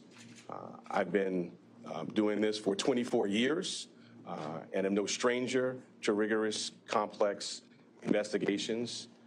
I bring cases when they're ready. Having now conducted a rigorous, thorough investigation, the case was ready to be brought, and it was brought. Mr. Bragg, the indictment says that there were 34 false business records. And they would then conceal another crime, but the indictment does not specifically say what those crimes were. We are assuming, perhaps, that they might be election-related. I'm wondering if you can specify what laws were also broken. Sure. So let me say as an initial matter, the indictment doesn't specify that because the law does not so require. In my remarks, I mentioned a couple of laws, which I will highlight again now. The first is New York State election law, which makes it a crime to conspire to promote a candidacy by unlawful means. I further indicated a number of unlawful means, including more additional false statements, including statements that were planned to be made to tax authorities. I also noted the federal election law cap on contribution limits. But why weren't there those crimes charged? Why wasn't he charged with those crimes? Well, I'm not going to go into our deliberative process on what was brought. The charges that were brought were the ones that were brought. The evidence in the law is the basis for those decisions. Hi, Mr. DA. You had expressed a year ago that you had some reservations about the case's readiness. Can you talk to us about what were some of the questions in your mind that needed to be answered in order to bring a case of this magnitude? I'm not going to go chapter and verse into any thinking. What I will say is, I believe the time period you're talking about, I've been in office for a couple of months. The investigation, in my view, was not concluded into the conduct in particular that is the basis for the charges today. Since that time, we've had more evidence made available to the office and opportunity to meet with additional witnesses. As I said earlier, I've been doing this for 24 years. I don't bring cases prior to a thorough and rigorous investigation. Now, having done so, the case has been brought. Mr. Bragg, Garrett Hake with NBC News. Your predecessor took a hard look at this case and decided not to charge it. Federal prosecutors took a hard look at this case and decided not to charge it. Do you believe you have new evidence that led you to decide to charge this, or why now? Well, as I just mentioned, we have had available to the office additional evidence that was not in the office's possession prior to my time here. And as to your part of your question about the federal, we have a distinct and strong, I would say profound, independent interest in New York State. This is the business capital of the world. We regularly do cases involving false business statements. The bedrock, in fact, the basis for business integrity and a well-functioning business marketplace is true and accurate record keeping. That's the charge that's brought here, falsifying New York State business records. Thank you. D.A. Brett, I'm just going to read back one line from your statement of facts.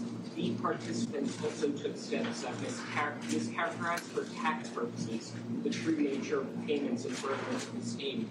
Do you allege former President Trump was one of the participants who mischaracterized the payments for tax purposes? I'm not going to go beyond the plain language statement of facts, which I think speaks for itself.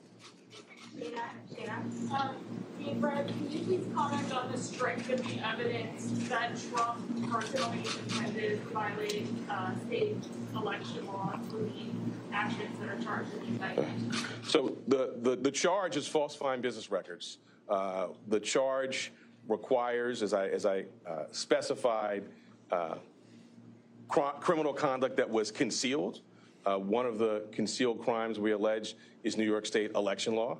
I went through, and our statement of facts, which I think many of you have in front of you, goes through things including, text messages, emails, contemporaneous phone records, multiple witnesses. All of that will be, as you saw in the fall, borne out in a public courtroom in downtown Manhattan. Our last question is Jonah. Yeah, Greg, the charges related to the hush money payments to Stormy Daniels, the release from your office also mentions another woman, Karen McDougal, as well as a doorman. Can you comment on how those players are related to the charges you've brought or to the case overall? I'm glad you put your finger on that, because it's not just about one payment.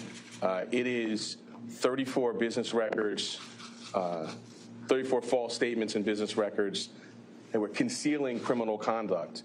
And the earlier question about New York State election law, when I talked about conspiracy to promote a candidacy by unlawful means. Those unlawful means, we allege, include the conduct set forth in the statement of facts, which is additional false statements separate and apart from the charged ones in AMI documents, planned false statements to taxing authorities. It is not just that one $130,000 wire payment.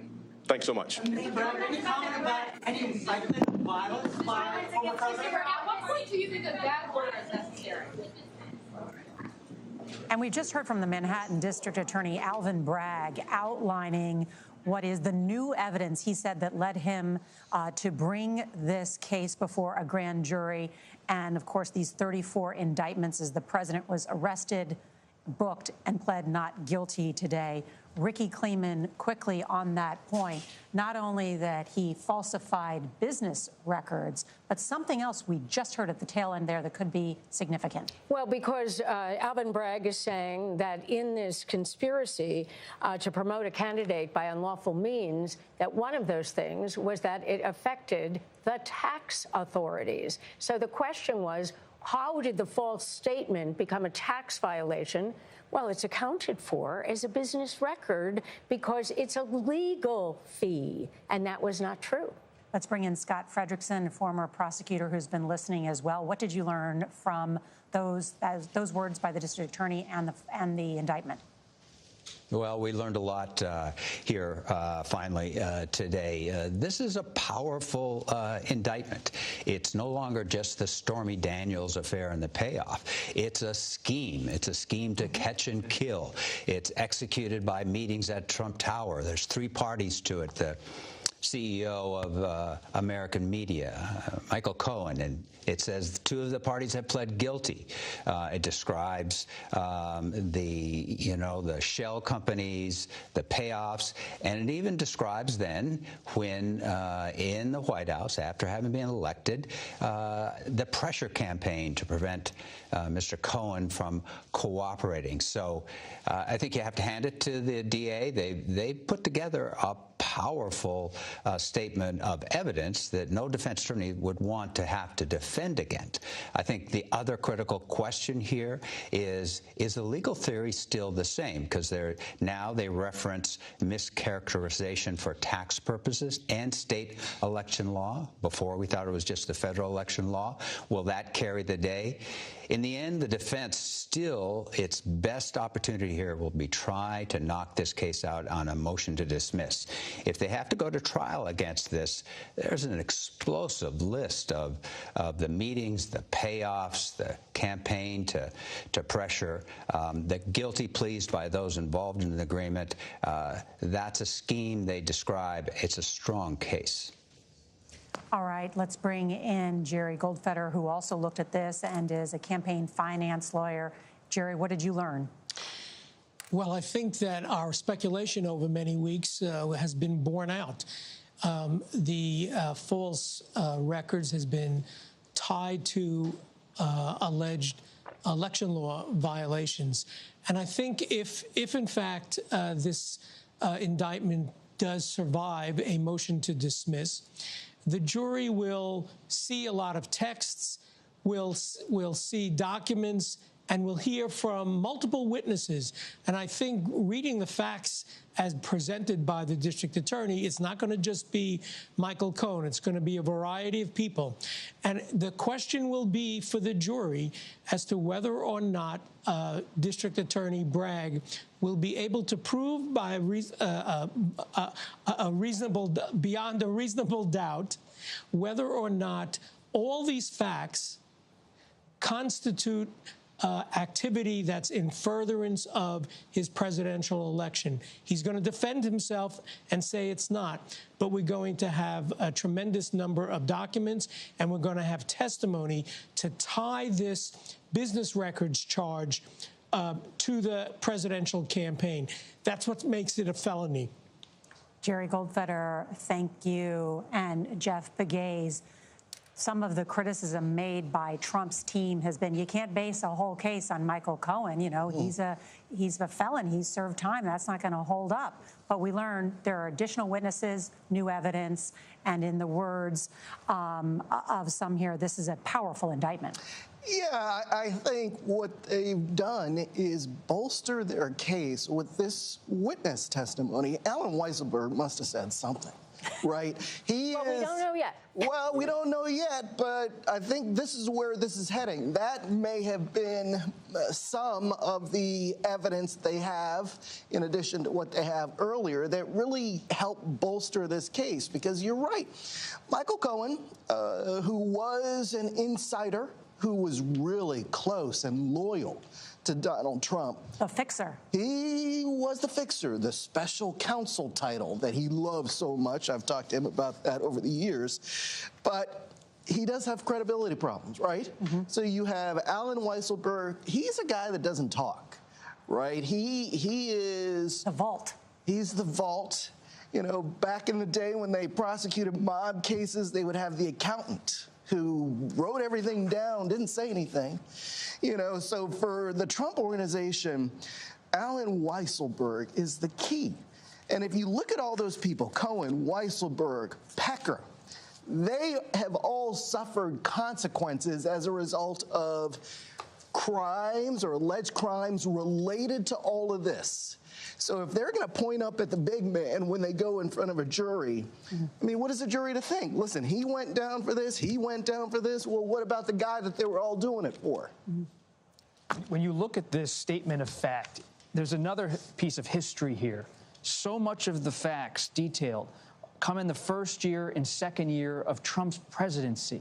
While Donald Trump was president of the United States, commander-in-chief of the United States military, he was actively, according to this indictment and statement of fact, dealing in a criminal scheme to cover up payments he made with his associates during the 2016 presidential campaign. Checks being made in the Oval Office, detailing here a pressure campaign on lawyers to stay in line, all alleged in this indictment and the statement of fact. This is not just about the story of Donald Trump. It's a story about the American presidency being tested in a way we haven't really seen in a criminal sense since Richard Nixon. The hardest job in the world, which of course is the title of John Dickerson's book. Did I say that correctly? You did. God love you. Yeah. But, you know, think about that, because it is, and to be dealing with all of these personal and salacious details, right, as is alleged by the district attorney. Right. You should be dealing with other things. One thing that, and again, as you just pointed out, it's quite important to say this is what's being alleged by the Manhattan DA. But what the DA is alleging is not just, oh, here came this story from somebody and we got to clean it up because I'm embarrassed. The DA is alleging in August 2015, the entire catch and kill scheme was created as a place to put bad things that would hurt the election.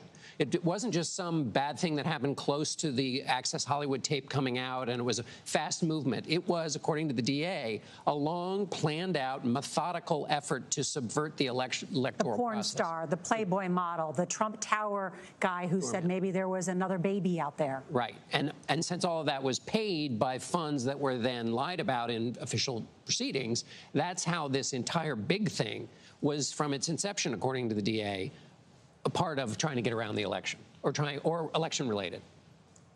I think it's an interesting idea what the defense could be, which could be embarrassing personally. But what if the case is that Donald Trump and Michael Cohen had been doing this for years, long before the campaign, of paying off women, so that it would not be primarily about the campaign? Wow, that's an interesting, in other words, they'd done it before, and so it wasn't a campaign finance violation. Correct. It would be. I mean, I have no basis in fact for that, but I think it's an interesting defense if I were a defense lawyer, if in fact it's true. Right. The motivation, it takes away the motivation. Correct, which is the gravamen of the complaint. Right. This is just a part of my personal hygiene, and I just happened at this point to be doing this thing that I'd done my whole life while there was a presidential campaign going on, but it wasn't initiated for the purposes of getting around. Well, and that it is a defense, but of course it creates all kinds of other issues for Donald Trump. All right. Well, thanks to all of you. This has been a fascinating and historic afternoon, and appreciate all of your reporting and terrific analysis. Just to recap, it was about an hour in court for the former President Donald J. Trump, where he pleaded not guilty to 34 felony counts of falsifying business records. The Manhattan District Attorney's statement of fact alleged it was part of an effort to conceal crime.